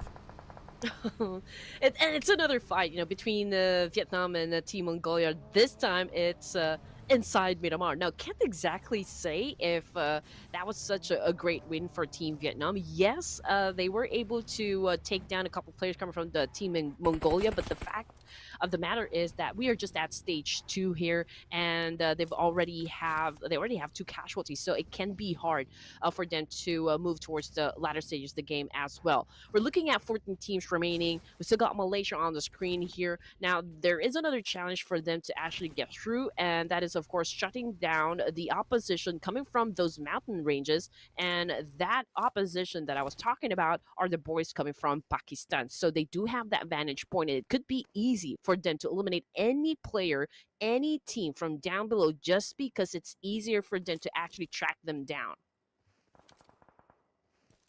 I mean, tracking down is one big thing at this point. In this big of a lobby, in this big of a circle, tracking down is one big thing. But Vietnam taking down Mongolia right there, ladies and gentlemen. Mongolia has been eliminated. We are down to top 13 teams and 47 players. And this is just the stage number 2. This is the start of the stage number 2.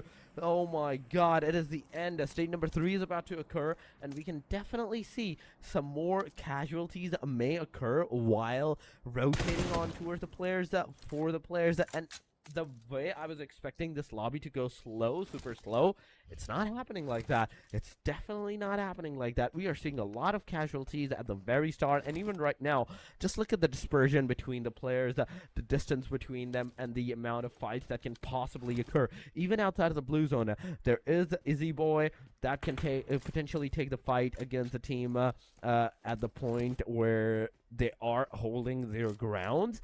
But in the safe area, in the safe zone, that's where the first fight, I believe so, is going to occur. And we've got a lot of teams that might flock onto the south part area of the circle here, so that's probably where the next fight will ensue. So we'll just have to wait. But we have players coming from Syria getting knocked down on the floor here. Team Vietnam going for the reposition, and then Jordan coming into play, clever with that massive spray. And yeah, I think they will be flushing out these players coming from Syria out of that building. Right now, it's turning into a bloody fight. Clever just got down from that vehicle, getting ready to charge here, went in for that shotgun takedown, gets 1, gets 2. Man, Clever is on a full aggro mode as we speak. Oh my god, the aggro is coming. Oh my goodness, it's so good.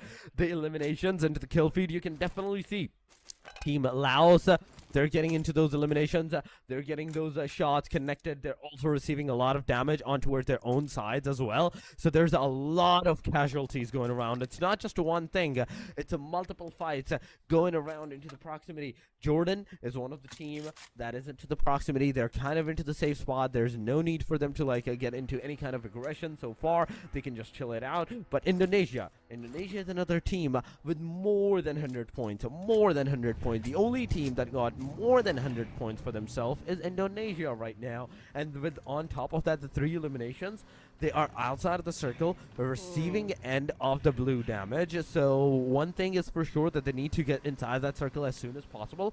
Aside from that, talking about the team Pakistan, once again, they're still on the number 2, and they are also waiting for the opportunity that can present itself towards these guys for them to actually overtake these teams. They're just waiting, I'd say, for the Indonesia to like slow down their pace so they can start pacing themselves up from that point onward. One slip from Indonesia definitely could shift everything.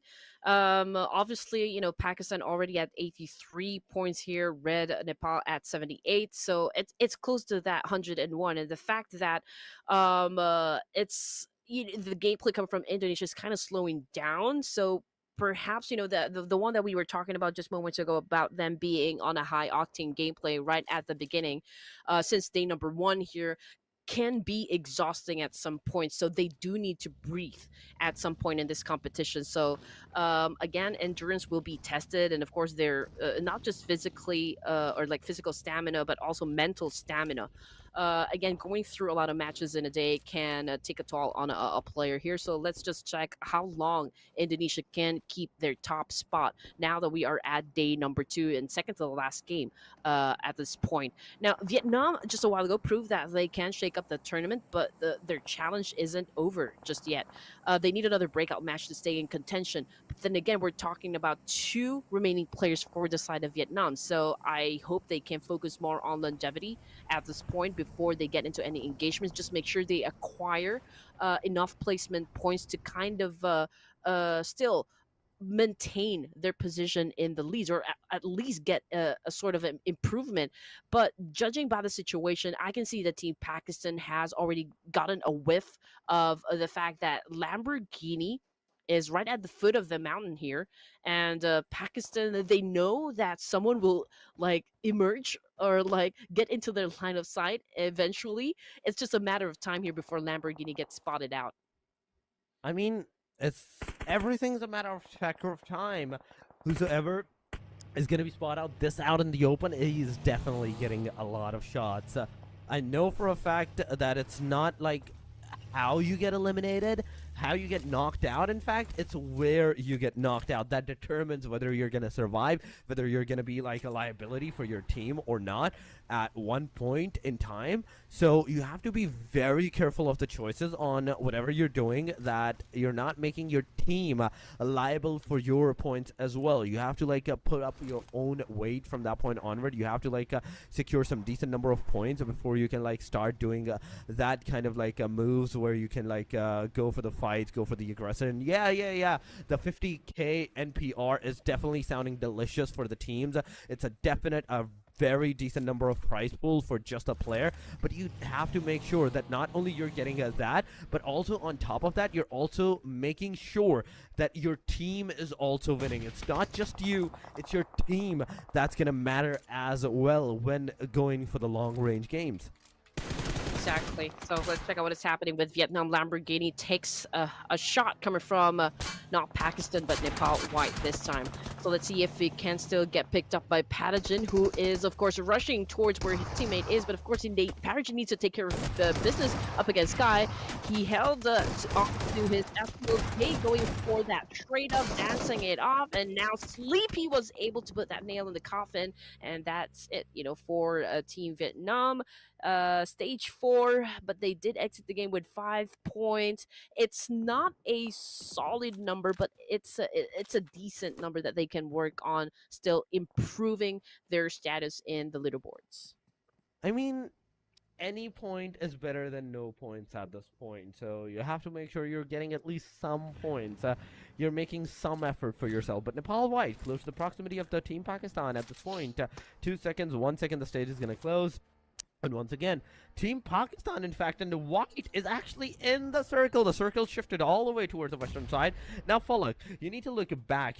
Naki, you need to look back towards this angle so you can see, you can find out where your opponents are at this point. You have the upper advantage of the area. You have the upper advantage of the mountain, and you can definitely go for the aggressive stances from the mountaintop. But you have to be careful on the fact that yes, there are more teams, multiple teams into the proximity as well that can do a third party off angle shot at you. Maybe you're the one that's going to be taken down as you go for the rush upon on the players.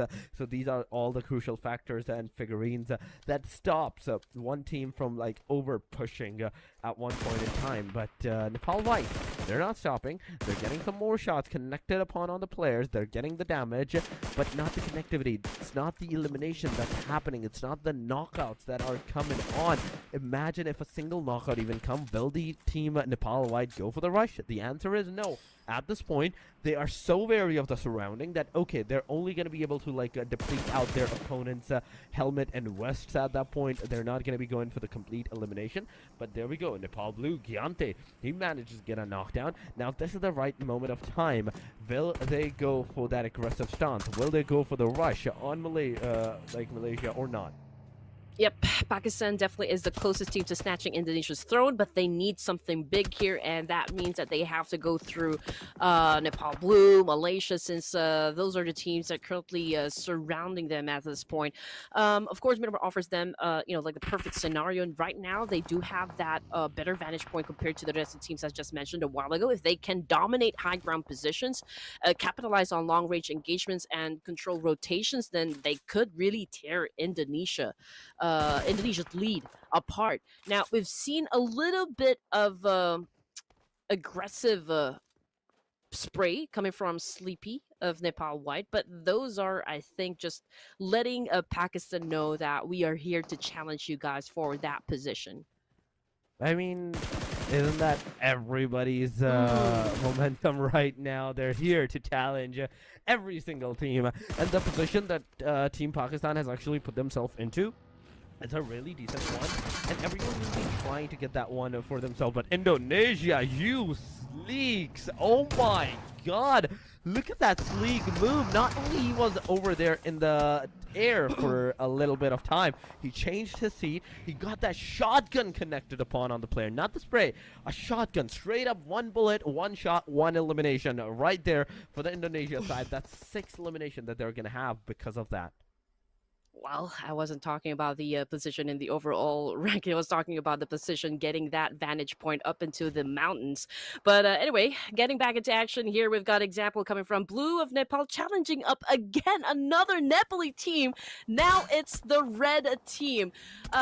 We got one casualty. Pressure's already out of the game here. So let's see if Nepal Red can actually win a fight up against the blue team, who have been consistent right from the get-go. Let's see if this formula still will work out for the side of the Team Blue.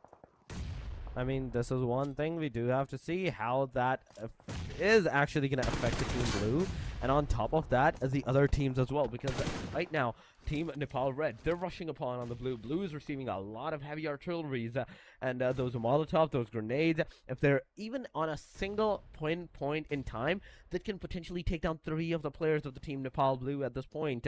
So Rex, you have to be very careful on whatever you're going to do. But Red Domain is going to be taken down. Rex, he's not going to cook any grenade. He's going to throw the smoke. So he's going to make a path of the smoke. But the Molotov came into the view as well. The grenades are coming for these guys as well. In the meanwhile, there's a Team Pakistan versus the Team Nepal White, and in which case scenario, Nepal White has completely been eliminated. Malaysia is also receiving a lot of damage from the Team Pakistan as well. The cars are coming on. Nepal Blue versus Red. It's Blue versus Red. 2 players are down. Rick's closing in, but down by a Golden Murado right there in an instant. Team Nepal Red, the chances were looking so good for them, but in an instant it all shattered. That's a deadly Midas touch coming from Nepal Blue. And the great thing about the situation is the fact that they can still be a full squad up to this point, because Gyante, okay, maybe not anymore. I think they're going to let go of the of their comrades right here, since they are pretty close right at the edge of the circle, and there's a lot of teams headed towards their direction as well that needs taking care of. Delta went in for the massive spray up against, of course, Maldives right here. But let's not forget that we still have the boys from Bangladesh, who's actually right down there in the middle. But cannot really say that it's the best spot for Team Bangladesh, since they are in the middle and they could be that juicy patty in a sandwich between these two giants. I mean, that is true. That is true. Talking about like this, I mean, that's definitely a possibility going on. And oh my god, what is going to happen from this point onward? We do have to see on the fact that how the teams are going to be able to play. But there we go. Malaysia has been eliminated. Pakistan is going up for the towards the Indonesia's hand. Let's see if any grenade is going to get on the connectivity side. But oh my god, they have been instantly stopped down with a single grenade. Indonesia, Malakubek alongside of ZMJJKK. It's only a single guy, ZMJJKK, down to the last person standing. 11 elimination towards the team Pakistan. This can be the potential. Oh my god, number 1 position for the Pakistan. If they manage to take down Indonesia from this point onward, Indonesia, you have to be very careful if you want to hold down your fort. If you want to hold down your number 1 position, you have to be very careful on whatever you're going to do. But IQ is on the front lines. There's a guy maybe given that revive towards the Falak, but we have to see. We have to be sure if that revive is actually happening or not. But the answer is no. Falak is getting some grenades thrown at him, but no connectivity whatsoever.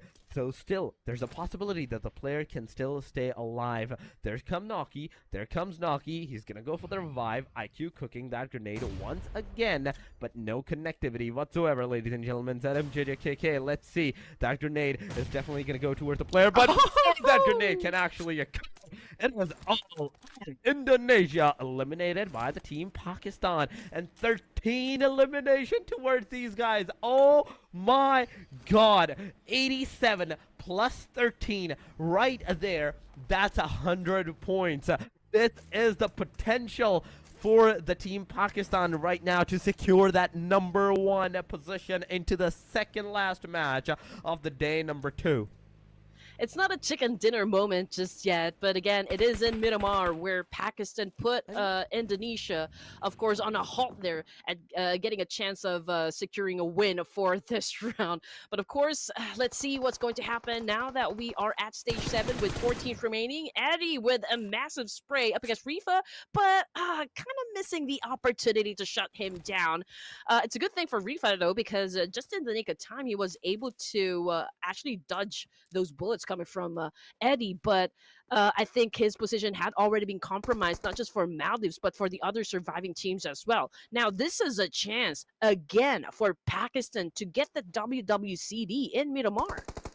I mean, this is the time. This is the time for the team Pakistan, because already they're super close to the proximity of the points. The 30 points, 18 points that were actually happening against the team Indonesia, it's all like shattered in a single moment with the Indonesia's elimination. Now, on the equilibrium term, surviving is going to be enough to maybe take down the team Indonesia from the number 1 position. But there we go. Maldives is coming with the team Nepal Blue, getting those eliminations for them. There goes the Maldives down by the hand of Naki. 1 player down. Nitro is on the low HP side. We have Rifa, we have Admiral, we have Eddie, as the rest of the 3 players trying to like cement themselves into the position where they can have to like go against all of these players to get those shots, get those eliminations connected. But Rifa closing in towards the players. This can be detrimental. This can be potential elimination. But Admiral super low on that HP. Nitro has been eliminated right there. Team Pakistan is kind of scattered. You can see 1, 4, and 3. The numbers on the mini map, but they are scattered, but they are in the circle. Oh my god! A grenade comes in. Admiral gets taken down. That's Falak for you with the grenade. He manages to get a knockdown. The second one by the hand of Naki. Oh my god, those off angles are coming in for the clutch. IQ, I'd say he's waiting for Eddie to show his face so that he can like actually take the fight against him. For now, Eddie's just watching Oh Pakistan my destroy Maldives, god. and now this is going to be the end game for Eddie here, coming from Bangladesh. But let's see, maybe he can pull off a miracle here and just go for that massive clutch. But here comes IQQ after the nade, went in for the charge, and there goes the nail in the coffin once again. Pakistan undeniable, undefeated, and of course unstoppable for this round, securing that winner chicken dinner. They came, they saw, they conquered. Oh my god, 13 all the way up to 16, a 17 elimination, I would say, for the team Pakistan at this point. And on top of that, the chicken dinner, that's ramping it up to 27. Oh my god, that's a holy moly point number right there. 27, and it's gonna affect so much into the overall leaderboard for the team Pakistan, for the rest of the teams, for the team blue as well. But we have the longest elimination distance for Falak of 69 meters. We have 7 elimination, 981 damage, 303 healing done, out of which he took the damage of 278. 38.89 contribution. Even with the 7 elimination, he only contributed less than 40%, meaning every player did something. Yeah, it's like, show me the money. It's just looking for really some accurate shots to be done inside the battlefield, and of course he is leaning towards, of course, his teammates to get that information to him, and Falak, of course, always gets the job done. But I think there's a little yeah, a little error on the screen here. Okay, we are seeing a lot of zeros, but of course we know with the grenades, Andy. Yep, Is I'm that pretty why sure. we're not seeing anything. But yeah, a little error on the production side, but I'm pretty sure we're going to see the amazing stats set out by Falak in just a while. But there is no doubt that he got that MVP title, of course, just because of his prowess and sheer dominance, of course. Oh my god. That's 61 elimination, ladies and gentlemen, into the summary with 60 knockouts, 72, 92 of a healing. Then we have a throwable used of 182. And alongside of that, we have 2 airdrops, 15 headshots, 15 rescues, and 334 is the longest elimination of a distance. Yep, and judging by how actually Pakistan won the WWCD, they prove that they are not just contenders here; they're definitely challengers for the throne. I mean, Miramar is one of the toughest battlegrounds in the tournament, so where rotations are definitely brutal. Of course, third-party fights are inevitable, and positioning can make or break a team. And Pakistan played it perfectly, hence getting that 28 massive points here for this round. Of course, Indonesia is not far behind, coming in at second place with 12, Maldives with 10 here, and it is a tight competition at the top. We will definitely see some kind of tug of war happen between Indonesia and Pakistan when we talk about who gets to be at the top spot. Wait, I thought it was 17 elimination. No, this is 18 elimination, 28 points. 12 for Indonesia. Just look at the dispersion, the difference between the points. After 28, all the way down, 16 less points. Where he goes down to 12. Then we have Maldives with 10 points. Nepal Blue with 8. 7 for Bangladesh. Jordan for 5. Vietnam with the 5 alongside of Syria. Then we have Sri Lanka with the 4. 2 for Malaysia, Nepal White, Mongolia, and Lebanon. 1 for Nepal Red this time around. They didn't get that much of those points for themselves, but the 2 teams, Laos and Timor-Leste, they couldn't get even a single point secured for themselves into this match. Going into the overall, ladies and gentlemen, oh my god, Indonesia is still on the hashtag in number 1, but with just a measly of 2 points of a difference. 1 game, some eliminations are all it's gonna take for the other team to like cross over you at this point. The difference is super low. It's a negligible. Pakistan with 111 points. We have Nepal Blue with 83. And on top, the top 3 teams, one thing is common is that all 3 of them has double chicken dinners. Oh, yeah. And after 9 matches here, towards Indonesia and Pakistan are definitely neck to neck, separated by just 2 points here. And again, this tournament is no longer about dominance here. It's about survival. I mean, the fact that Pakistan was able to catch up with Indonesia, they mean business here. They are set on a mission to actually get on the top and dominate of course, the entirety of this tournament. Who gets to be at the top spot? I guess we will find out. Well, come in day number 3. But right now, Indonesia needs to come up with a much more effective plan on shutting down the biggest threat that they have, which is, of course, the boys of Oh Pakistan. my god, it is 1, 2, 3. Noki, IQ, T24, 20, 19, 20, 37, 96, 38, 19, and 38, 64. Then we have Malabik, 21 elimination, highest one in all of this chart. But the damage is where the things kind of get a little on the low side. 37, 89, and 19 minutes of survival time. Firoz, we have 20 elimination, 16 minutes of survival time, 3491 damage right there. But 3 back-to-back on the Pakistan side. Oh my god. Things have just got more interesting because Malabik was on the number 1 spot, like on the MVP ranking for so long in today's matches. Having a different name and having all the different names into the action, it's definitely refreshing. I mean, wow.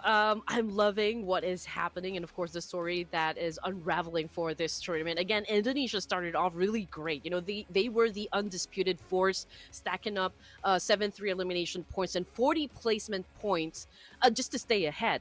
But then again, Pakistan has matched them blow for blow now sitting at 111 points. Again, that's just too shy of Indonesia's lead. And again, one more game could flip the rankings completely. So I do wonder if Team Pakistan can replicate that kind of play style back into the second and the last Miramar for day number 2. I mean, it's about time for these top 2 teams to like know that as soon as you're gonna be eliminated and the other team is still alive, it's over for you. It's over for the number 1 position for you. Whether it's the Indonesia, whether it's the Pakistan. If Pakistan gets eliminated early on, meaning Indonesia will secure more points and make up the difference once again against the team Pakistan. If Indonesia gets eliminated, that's an easy entry for the team Pakistan to be on towards the number 1 position. But yes, the last match is finally going to happen. The last match is all it's going to take for this to happen. But before any of that can happen, the final match can begin. We will go on a short highlight break. Do not go anywhere, ladies and gentlemen. Stay here, stay connected. We'll be right back.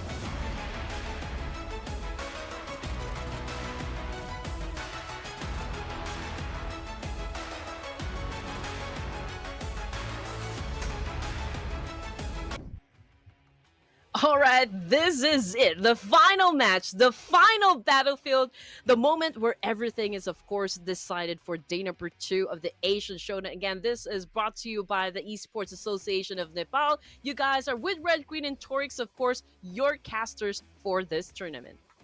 Oh, thank you so much, Andy, for the wonderful welcome. And yes, ladies and gentlemen, the final match is about to begin. The final match is about to start. And the way this last match actually occurred, the domination, the destruction, chaos, it actually fell down on towards the teams and everything.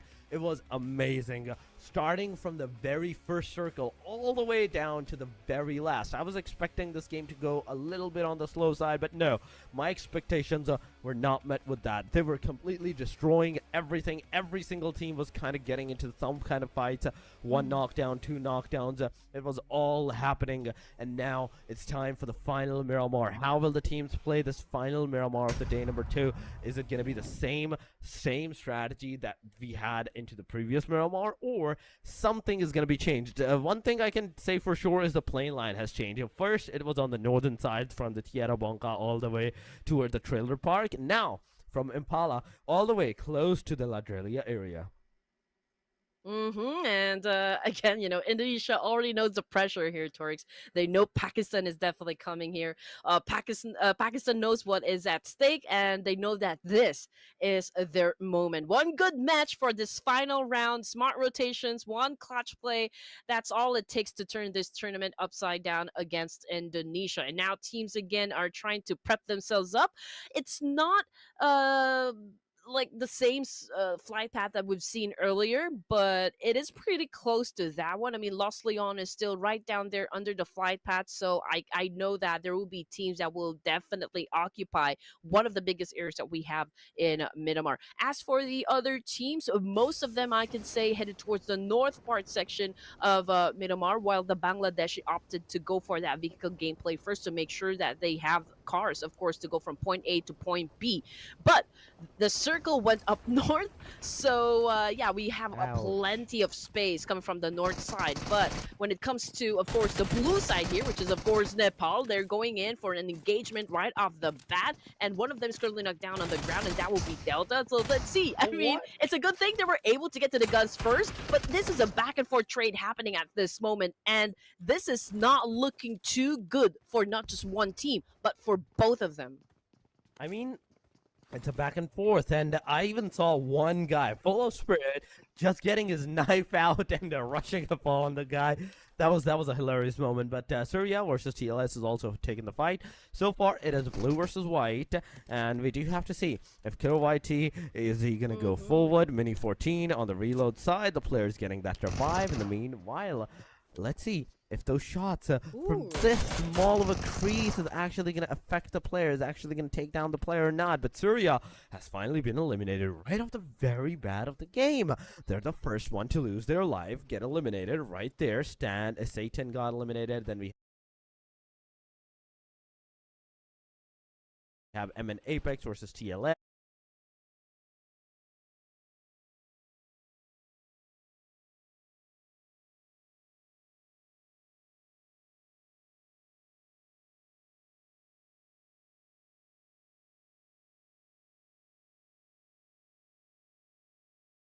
Right off the very bat of the game.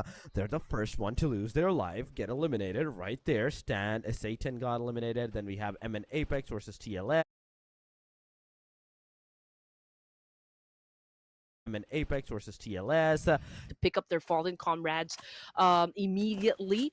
Did not even given much opportunity for White to charge in right in an instant. But then again, White was able to take calculated risk and was able to push forward, hence defeating the Nepal Blue, just because of the fact that both of the teams hasn't really gone through all of those buildings, wasn't able to get enough attachments and first aid kits. So technically speaking, they don't really have anything to defend themselves with. I mean, sure, they do have weapons, but I don't think the ammo was enough, and I think that was one of the contributing factors for the blue side to actually get eliminated from that clash. But that is a much needed win for the white team. I mean, every win is really much needed for the white right now, judging from their position on the hashtag number 7. They're still not eligible to get that prize pool factor for themselves, even if they get eliminated right here. They still need to have a position into the top 5 if they want to secure the prize pool. But Vietnam so far. Team Jordan, there goes the shots. The UMP-45 is going to take one player down, but instantly Nada T is going to come into the clutch, take the player down. It's an instant confirmation. Now reviving on the staircases. Haitham closing in, maybe on his buggy, but no, he's actually leaving the premises. Okay, a very amazing move. They know when they need to leave the premises, they need to get out of there as soon as possible. They know that fighting over here, it's gonna be like pointless and maybe more bloodshed on them rather than they can get on the team. Okay, so again, we're waiting to see if Pakistan can replicate the aggression from the previous Miramar. Just because of the fact that they're already at 111 here, so just 2 points before, of course, they get tied with Indonesia. If they perform better than Indonesia for this final round, day number 2, then there's no doubt that they can get the top spot here. Um, um, I guess Indonesia right now is feeling the struggle, the pressure, and of course their vulnerability for this tournament, just because of the fact that I guess most of the teams, if not all, are really taking their aggression up a notch here to make sure that they remain competitive inside the game. I mean, that's absolutely one of the goals here. But then again, we're talking about like 5 placements that will get a share on that prize pool. So it's, of course, very important for you to rack up enough points to make sure that you belong in the top 5. Well, most certainly, you have to make sure that you are one of the team that is in the top 5, if not anywhere at all. You have to be into the top 5 to secure that positioning, that prize pool factor for yourself. But right now, on our screen, it is Team Pakistan and Naki alongside of IQ. They're in a separate car. They're moving away. But oh my God, is that Indonesia? The top 2 giants once again close to the proximity. And please, come on, go for the fight. I kind of want to see this giant clash happening for the number 1 spot, and I want this fight to happen amongst these 2 teams right on the face, so we can have like, okay, this team actually took that throne away from this team by eliminating them. You know, Indonesia, we are already seeing kind of a slowdown in terms of their pace. And yes, it could be a great thing if both the teams here, the top 1 and 2, go at it at this early on. But here comes Crazy, just as we were talking about, it just did a massive spray up against Falak. But since it is a moving vehicle, could be hard for his target to get shut down. But then again, that is already the declaration that we have been waiting for, that they are interested to take up a fight up against the Pakistanis. Of course, they do have that high ground advantage. They have already gotten some information. They're gauging the situation, whether or not it is safe for them to get into a fight as early as stage 1. But of course, a lot of options. They can wager on that one. But then again, they could also focus on the fact that maybe, just maybe, collect some placement points first before they get to acquiring elimination points for this final round. I mean, their position is hanging on the balance here. I mean, if we're talking about the positioning point, I don't think it's going to be possible for the players at this point, mainly because we have seen how, like, till the very end the teams actually play this match. And even on the stage number 5, stage number 6, usually we sometimes see like more than 11 teams, more than 12 teams alive. And if that actually occurs right here, that instantly means that, okay, the chances for that positioning points, it's going to be negligible. But here we go, ladies and gentlemen, we have the map, and the map, the plane line, the circle, in fact, is going to go somewhere into the centralized position. So the teams, the position that they have put themselves into, it's a really decent one for now. But one thing we do have to know for a fact, and the situation is that all these teams in a single short while, it's not going to be a matter of factor of positioning, it's a matter of factor of time. You're going to be forced to move from one place to another maybe at one point in time, and that may just come into your demise from that point onward. Be very careful on whichever surrounding you're into, because there's always a third party lurking around. Okay, 2 down onto the side of Laos here. I'll make that 3 now. I mean, definitely this would be the opening, the perfect opening for Maldives to kind of just charge in and get the job done. But they are letting, of course, the boys of Laos to recuperate in this situation, picking up their teammates here. Hence, again, losing another chance here to really seal the deal. So there's a chance for Laos to defend themselves back again, since they are about getting ready to prep themselves up into the action, of course, that we all anticipate to happen. Getting back into Pakistan, we got Falak back on the screen here, taking care of business up against Sri Lanka. Lucifer down on the ground here with the DBS, just waiting for that right opportunity, of course, to shut down anyone coming from Pakistan. And now Lucifer, feeling the inferno here in Miramar, is getting a bird alive. Falak getting in some damage as well, but the fight continues on. And Susti took a nade on the face here. Jimmy is responding with an aid himself. But we're talking about two active members for the side of Sri Lanka. And when we talk about aggression, definitely Pakistan is showing all brute force. Oh my god, they are going for the brute force. That's 2 down of the team Sri Lanka at this point. The grenade is being cooked by the hand of Naki. This will go forward. This can't potentially go forward and get that elimination, but oh my god, the player has been revived. The player is coming on. Susti low on that HP, but Jimmy is going to be finally taken down. The other guy is also being taken down as well. Falak low on that HP, just a slither of HP, silver line HP. He needs to heal himself as soon as possible. Do not go for the loot. Come on, get that healing done before you go for the loot. Take the heal from your teammates instead of looting the crate out in the open like that. This is not something that the team should be doing, but I mean, they are confident right now and they can do it at this point without any issues, maybe. But yes, officially on the our kill leaderboard, point leaderboard, we can see that Pakistan has taken away the #1 position from the team Indonesia. Yep, and Indonesia obviously is playing more on the passive side to make sure that they acquire enough placement points here. I mean, even if they land at second place, it will be an absolute 6 points under their belt just because of their survival time. But in the meantime, of course, yes, Pakistan already at the top here.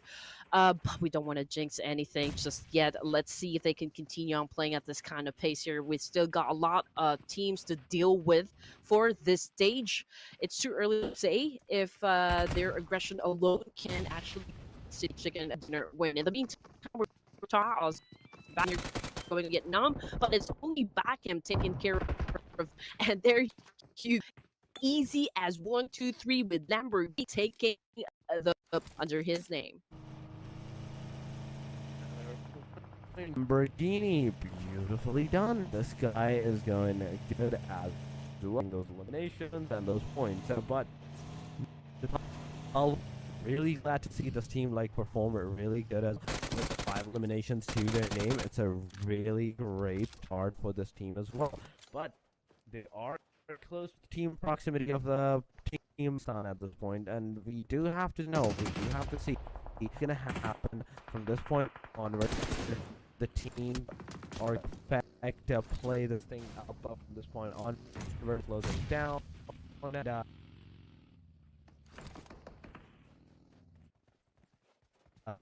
damage for the player to get the confirmation.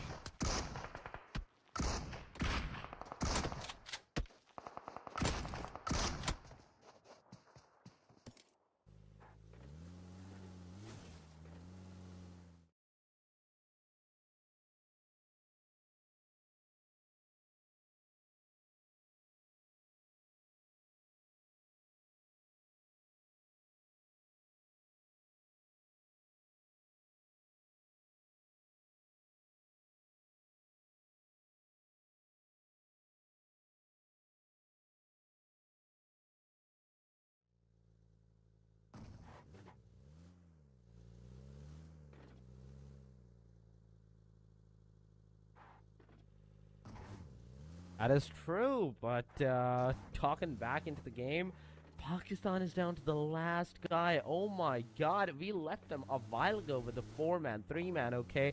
And now they're suddenly down to the very last guy, that is IQ. He is driving away from the premises, and situation is not looking good. He needs to make sure that he survives. He survived from this point onward. Team Indonesia, so far they have the 4-man standing, and the position that the Pakistan is going to put themselves into is the compounds, whereas the team Nepal red is into the close proximity. There's the team at JOR. Jordan is in the close proximity as well. And the grenades, throwables, it definitely can affect these players, can affect these teams. So we do have to see how Pakistan is actually going to be able to like hold this premises down for themselves, because everyone into the area knows their position. I want to see Lebanon too, because Lebanon is so far still alive into the game, and they are 4-man standing. But Nepal White, ladies and gentlemen, they have an airdrop looted for themselves. They got the airdrop guns, maybe the level 3s, all those things for themselves. But we have an 8T. Fadl at this point getting those knockdowns on Lebanon. As soon as I said the name, the team got knocked out.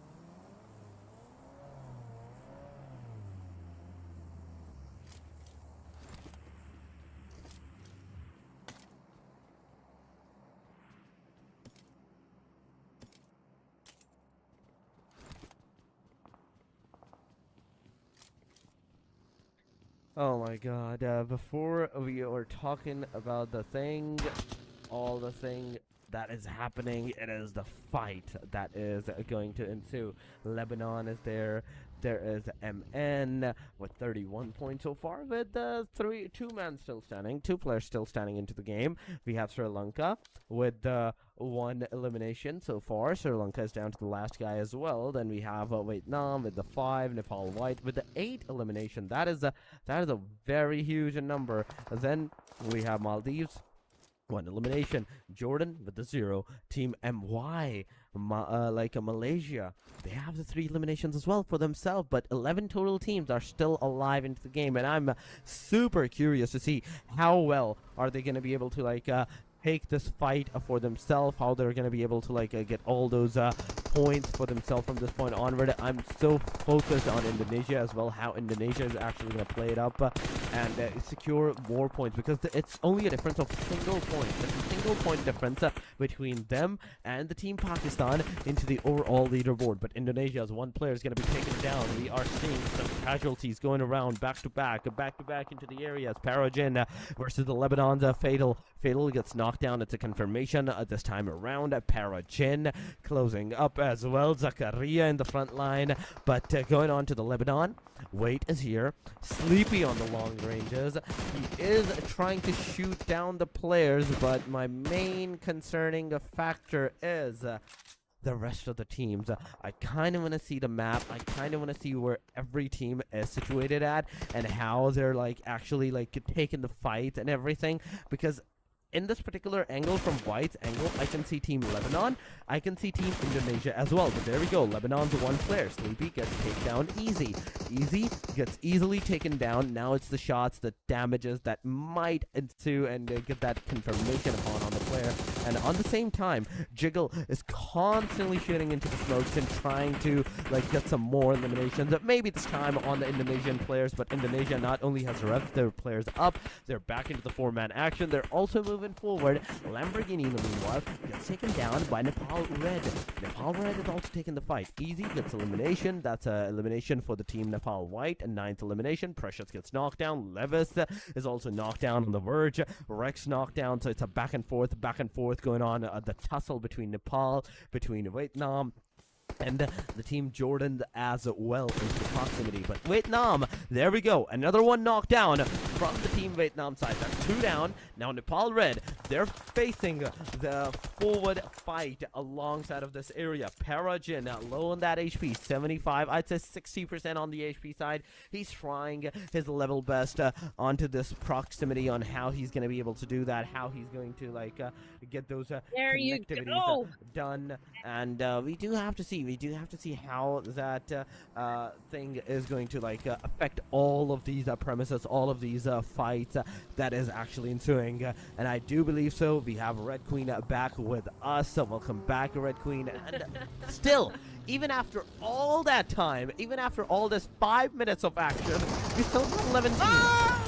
Oh my goodness! I'm happy that I made it just in time, because Indonesia find themselves in another fight, in another clash up against Red.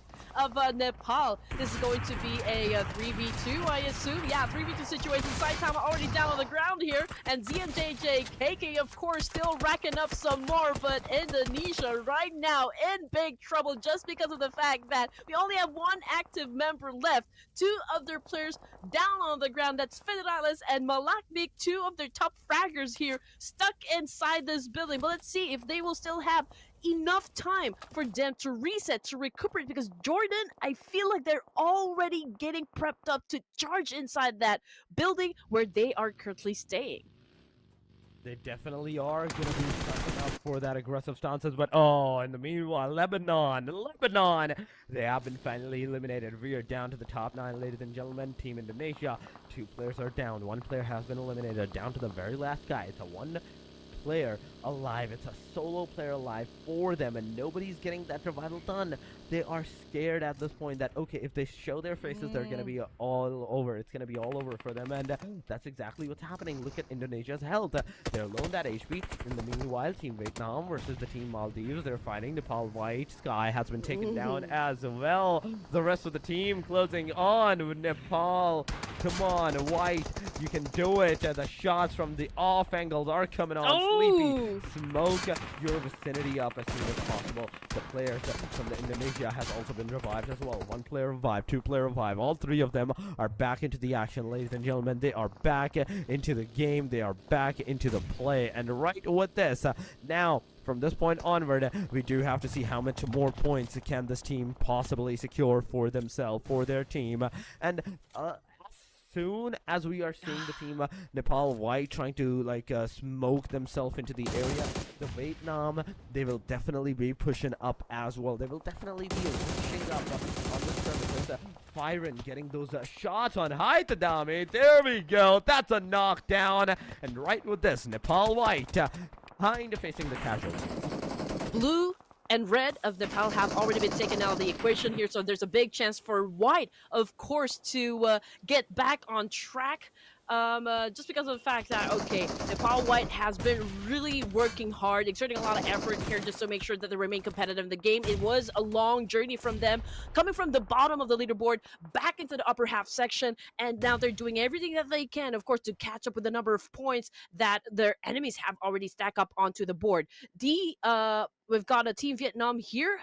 It's also like quite a staggering amount of points here that was set up by Team Vietnam, which is, of course, great to see on the screen here. They do have the chance to get that chicken dinner as well. They have already built their momentum so far for this final round. And again, I've already said this, already mentioned this a while ago, that Team Vietnam, they've always been known for their late game play. So I feel like they are studying first, going through the live broadcast and checking out, okay, what are the rotations going to be? Who is, of course, the most skilled player in this tournament? And they tailor fit their gameplay into this tournament, which is, of course, doing perfectly for them. Now, Indonesia was able to reset. They were able to keep 3 of their members, and Pakistan, oh no, they're already 113, but they're down to their last surviving member. Yeah, they are definitely down to their last surviving member. Things are not looking good for them if we are talking into the fact that, okay, it is the fight against the Team Indonesia and the Team Pakistan right now.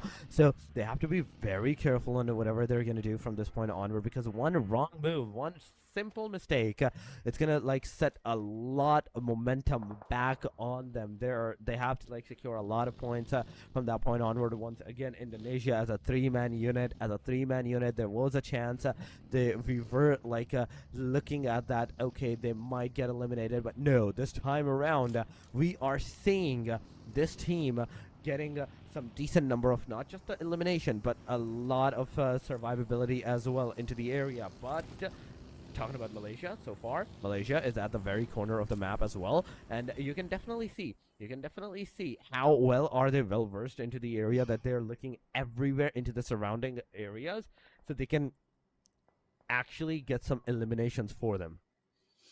Okay, I'm looking at all the teams' position here. So Vietnam has taken a high ground.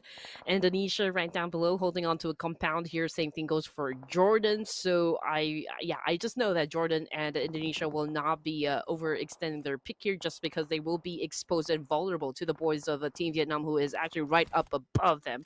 But you know what? Team Vietnam might settle the score, might be in an altercation with Malaysia because they're slowly creeping from behind it, Torrance.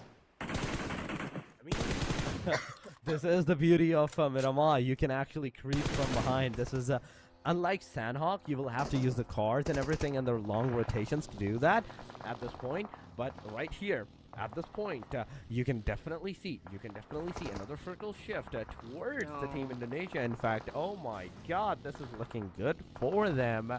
At this angle, left teams there. There's a node T. Malaysia closing down to the fight against the team of Vietnam versus them. And right here, right at this point, High is coming, is trying to get those shots connected upon on the players, but he is trying his level best, but not completing that. He's not going forward. He's staying on the safer side for now. Overthinking is not an option here. It is a choice that you have to do. That is, you have to do. You have to take the risk, and that risk might yield you some high rewards, or it might yield you a journey back to the lobby. Obviously, this fight between Malaysia and Vietnam needs to happen because we're just waiting for the zone to close in, and they need to settle the score as fast as they could, because this is now where the high ground becomes a double-edged sword, just because a portion of it no longer belongs to the zone here, so they will have to descend from this mountaintop. So this is again an inevitable fight between Malaysia and Vietnam. So let's see who's going to be winning the fight. Momentum, if we're going to break it down, it's going to be from the side of Team Vietnam here, while Malaysia, of course, is doing their best to survive this clash up against Team Vietnam. Mika with a massive shot there, but Firen got shut down. Same thing goes for Mika, and Team Vietnam might be able to win this fight. But yeah, I feel like it was you, Hai, who put a stop on Team Vietnam's track right there, and now I mean, he has the opportunity to pick up his comrades. And looking at the scoreboard here, it's a solid 11 elimination points, which also brings us down to just 5 teams remaining for Stage 7 with 30 seconds on the clock. Man, how is Pakistan still alive? This is my question. They have been alive for the solo player for too long. Sri Lanka at the same time as well. They're on the same path of a solo survival at this point. But Mika, you have to get into the buggy. You have to get into the circle as soon as possible. Get into the cars. Get out of here as soon as possible as you can. They're gonna get into the car, but oh my God, this might just be the reason that you might not survive. Come on, heal yourself. Get into the circle, and oh, come on, again? He didn't heal himself. He just canceled the healing for some reason. But there we go, ladies and gentlemen. I was speechless there. You can't blame me on that. But Jordan versus Malaysia, it's happening, and oh my God, that's one knockdown, a confirmation. The car burst down, may get High out of his hiding shell as well, and that car burst down did not get him out. It did not knock him out, and now, once again, Malaysia with the 11 elimination, they are the one contenders that has the possibility of taking down Indonesia as they push forward against this team. Indonesia throwing the grenade, and oh my God, barely surviving with that silver line HP. It will be difficult for Malaysia, not gonna lie here. I mean, just because of the fact that, teams are looking towards their direction. They are, of course, descending from the mountaintop here, which is kind of exposed as they trail their way down. As for Micah, okay, last active member here, he was able to get down from that top right there, pretty close to where Indonesia is. Not exactly sure if Indonesia is even aware of the fact that one member from Team Malaysia actually survived. But then again, 30 more seconds on the clock here before the zone devours the land completely. Indonesia, everyone that they need to eliminate is right in front of them, which is, of course, gives them the best chance to actually winning the chicken dinner. Jordan, they can eliminate Sri Lanka first. Doom, I mean, he's the only surviving member there, but he's running out of options there just because the zone is about ready to devour him as well. So, looking at the situation here, Torres, if they can play their cards right, Indonesia might be able to take the win for this round. They might be able to. They definitely might be able to take the win. But here we go. Sri Lanka versus Jordan. It's finally going to happen. Boom. To the low on that HP. The player's closing in. The jump shot from the BBS. It's not going to connect. But the player, clever, comes into the play. Gets the elimination done. It's over for the Sri Lanka. Pakistan is also out of the premises as well. We're down to the official top 3, ladies and gentlemen. Indonesia with the 3. Malaysia with the 1. And we have Jordan with the 3 as well. With the 11 elimination for Malaysia. 2 eliminations for the Indonesia. And Jordan with the 5 eliminations. I'd say this match can definitely go towards the Jordan side or the Indonesia side, one way or another. But Malaysia has eliminated. Clever comes into play, gets taken down instantly. That's a Vinavina chicken dinner right coming up. I can definitely feel it. I can feel the Vinavina chicken dinner coming up for Indonesia once again. This time around, the third Vinavina chicken dinner, and getting back into the home on the hashtag number 1 with a lot of difference point for themselves. There we go. Indonesia getting that final nail in the coffin. It is a winner chicken dinner with 5 elimination, 15 points. Well, Jordan obviously did not make that slam dunk work for them. It's Indonesia that took the win. It was a convincing one. It was a great position, but it wasn't easy to defend to begin with. I mean, they were down below. They did not expose themselves, which is, of course, a great tactical gameplay coming from Indonesia. They waited patiently for the right opportunity for them to shut down those players. And when the time actually came, well, it was about chaos and inflicting pain up against the opposition. And looking at the MVP title here, it's coming from, of course, Team Vietnam. We've got Patagene 7 on the screen, putting up a total of 7 elimination points and 1,078 damage output with 321 meters as his longest elimination distance. I mean, not only is the longest elimination distance of 321, I think that might come into the match summary as well. This longest elimination distance might just come into the match summary. But yes, 7 elimination, 401 healing, 1,078 damage, as you already mentioned. The player has done a very amazing job for the team. We have 33% of the body. We have 66.67% of the leg shots and no headshots whatsoever in this match by this guy. He successfully managed to secure all those elimination, all those points with just the leg shots and the body shots. We have 61 eliminations, 74 knockouts, 9,977 healings, throwables of 150, it drops at 2, headshots 13, 30 rescues, and 358 is the longest elimination distance. Okay, here we go. 150, of course, not the numbers that we are looking for exactly. But then again, all the teams did not disappoint. They put on a great show for everyone. And at the end of the match, it is, again, Malaysia getting that chicken dinner.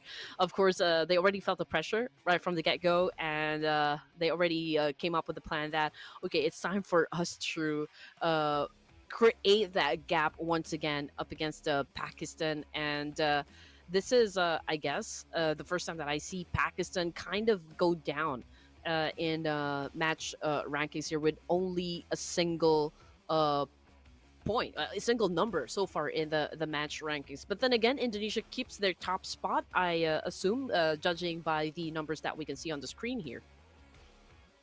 I mean, that is true. That is definitely true. Indonesia, they were making sure that they're surviving this time around. They're playing for the chicken dinner at the last match.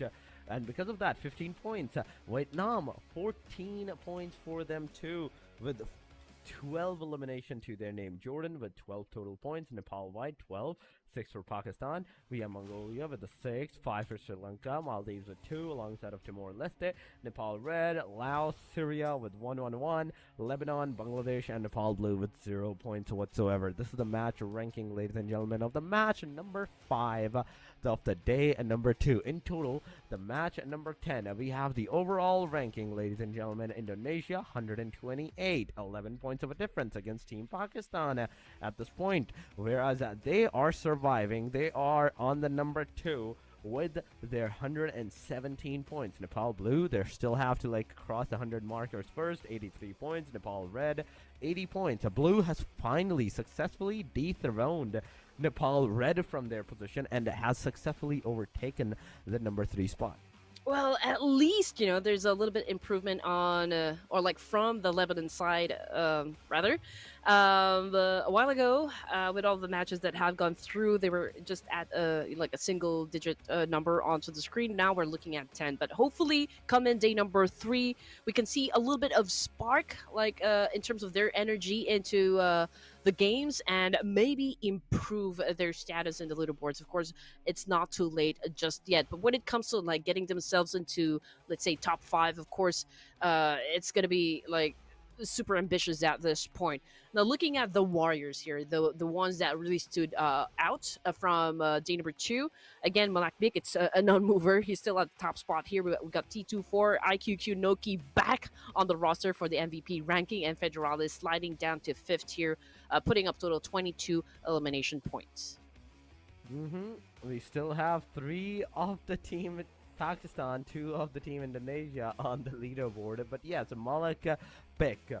Last but not the least, he came late, but he came great. Back on the number 1 position he is, ladies and gentlemen. 23 elimination, 4,104 points, like a damage for himself. Then we have the average survival time of 20 minutes and 27 seconds for this guy. And last but not the least, going on towards the second page, the second team, it is C24, 21, IQ with 19, Noki with 20, and Federalis with the 22 points as well for himself. That's a very huge number for the points. If we're talking about that, the eliminations are definitely there. It's just a 1, 2 to 3 eliminations. It's all it's gonna take to like switch out the complete momentum of the game. Yep, and I guess it's official. For day number 2, Indonesia is still the undisputed champion, closing out the tournament with 128 points. So again, from the very first match here, they were able to set the tone with calculated aggression and ruthless eliminations and near flawless placements. But make no mistake, this wasn't an easy ride because, well, Pakistan's relentless pursuit and the rivalry that defined, day number 2 of this competition. I mean, if there was any team that kept Indonesia on the edge, it was for sure, absolutely, Pakistan, finishing just behind 117 points, right? I mean, they matched Indonesia's 78. LM's proving that they could go toe-to-toe, with the Kings. The difference is, okay, Indonesia's ability to, secure crucial placement points when it mattered most. I mean, for Pakistan, this tournament showed that they are one step away from ultimate or getting the ultimate victory. So next time, the battle for the throne may look very different coming into the day 3, which is of course the final day for this competition. I'm pretty sure that if we've seen a lot of aggression coming from the teams here, especially those teams at the top, it's gonna be full on aggressive mode, even harder, for the final day of this competition, Torix. We're only down to the final days, ladies and gentlemen, only down to the very last day of the action. And that last day will dictate who will be on the number 1, who will be on the number 2. The first fight is between the team Indonesia versus the team Pakistan, that we can definitely see the points of difference, the amount of difference of the points that they have and everything. It's just a measly of 11.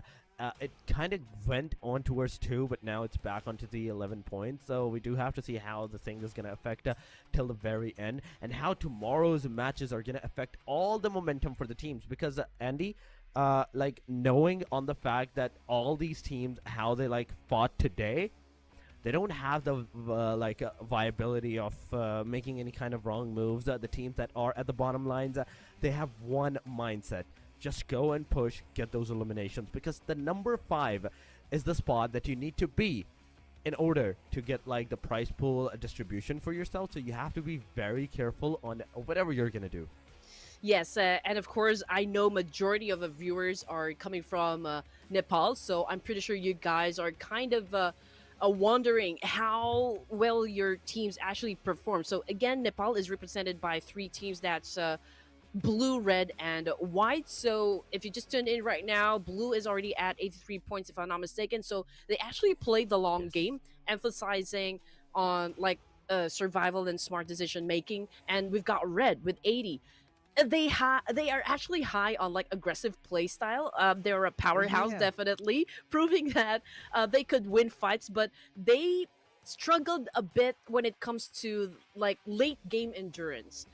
For white, what I can say in terms of like how they performed for day number two, uh, they had flashes of brilliance in terms of their gameplay, but they couldn't quite break into the top tier rivalry just yet. But perhaps we are going to see a change of pace coming from all Nepali teams representatives, and yeah, maybe one of them or maybe two of them can really get the solid spot in the top five. I mean, that's the thing. That is the thing.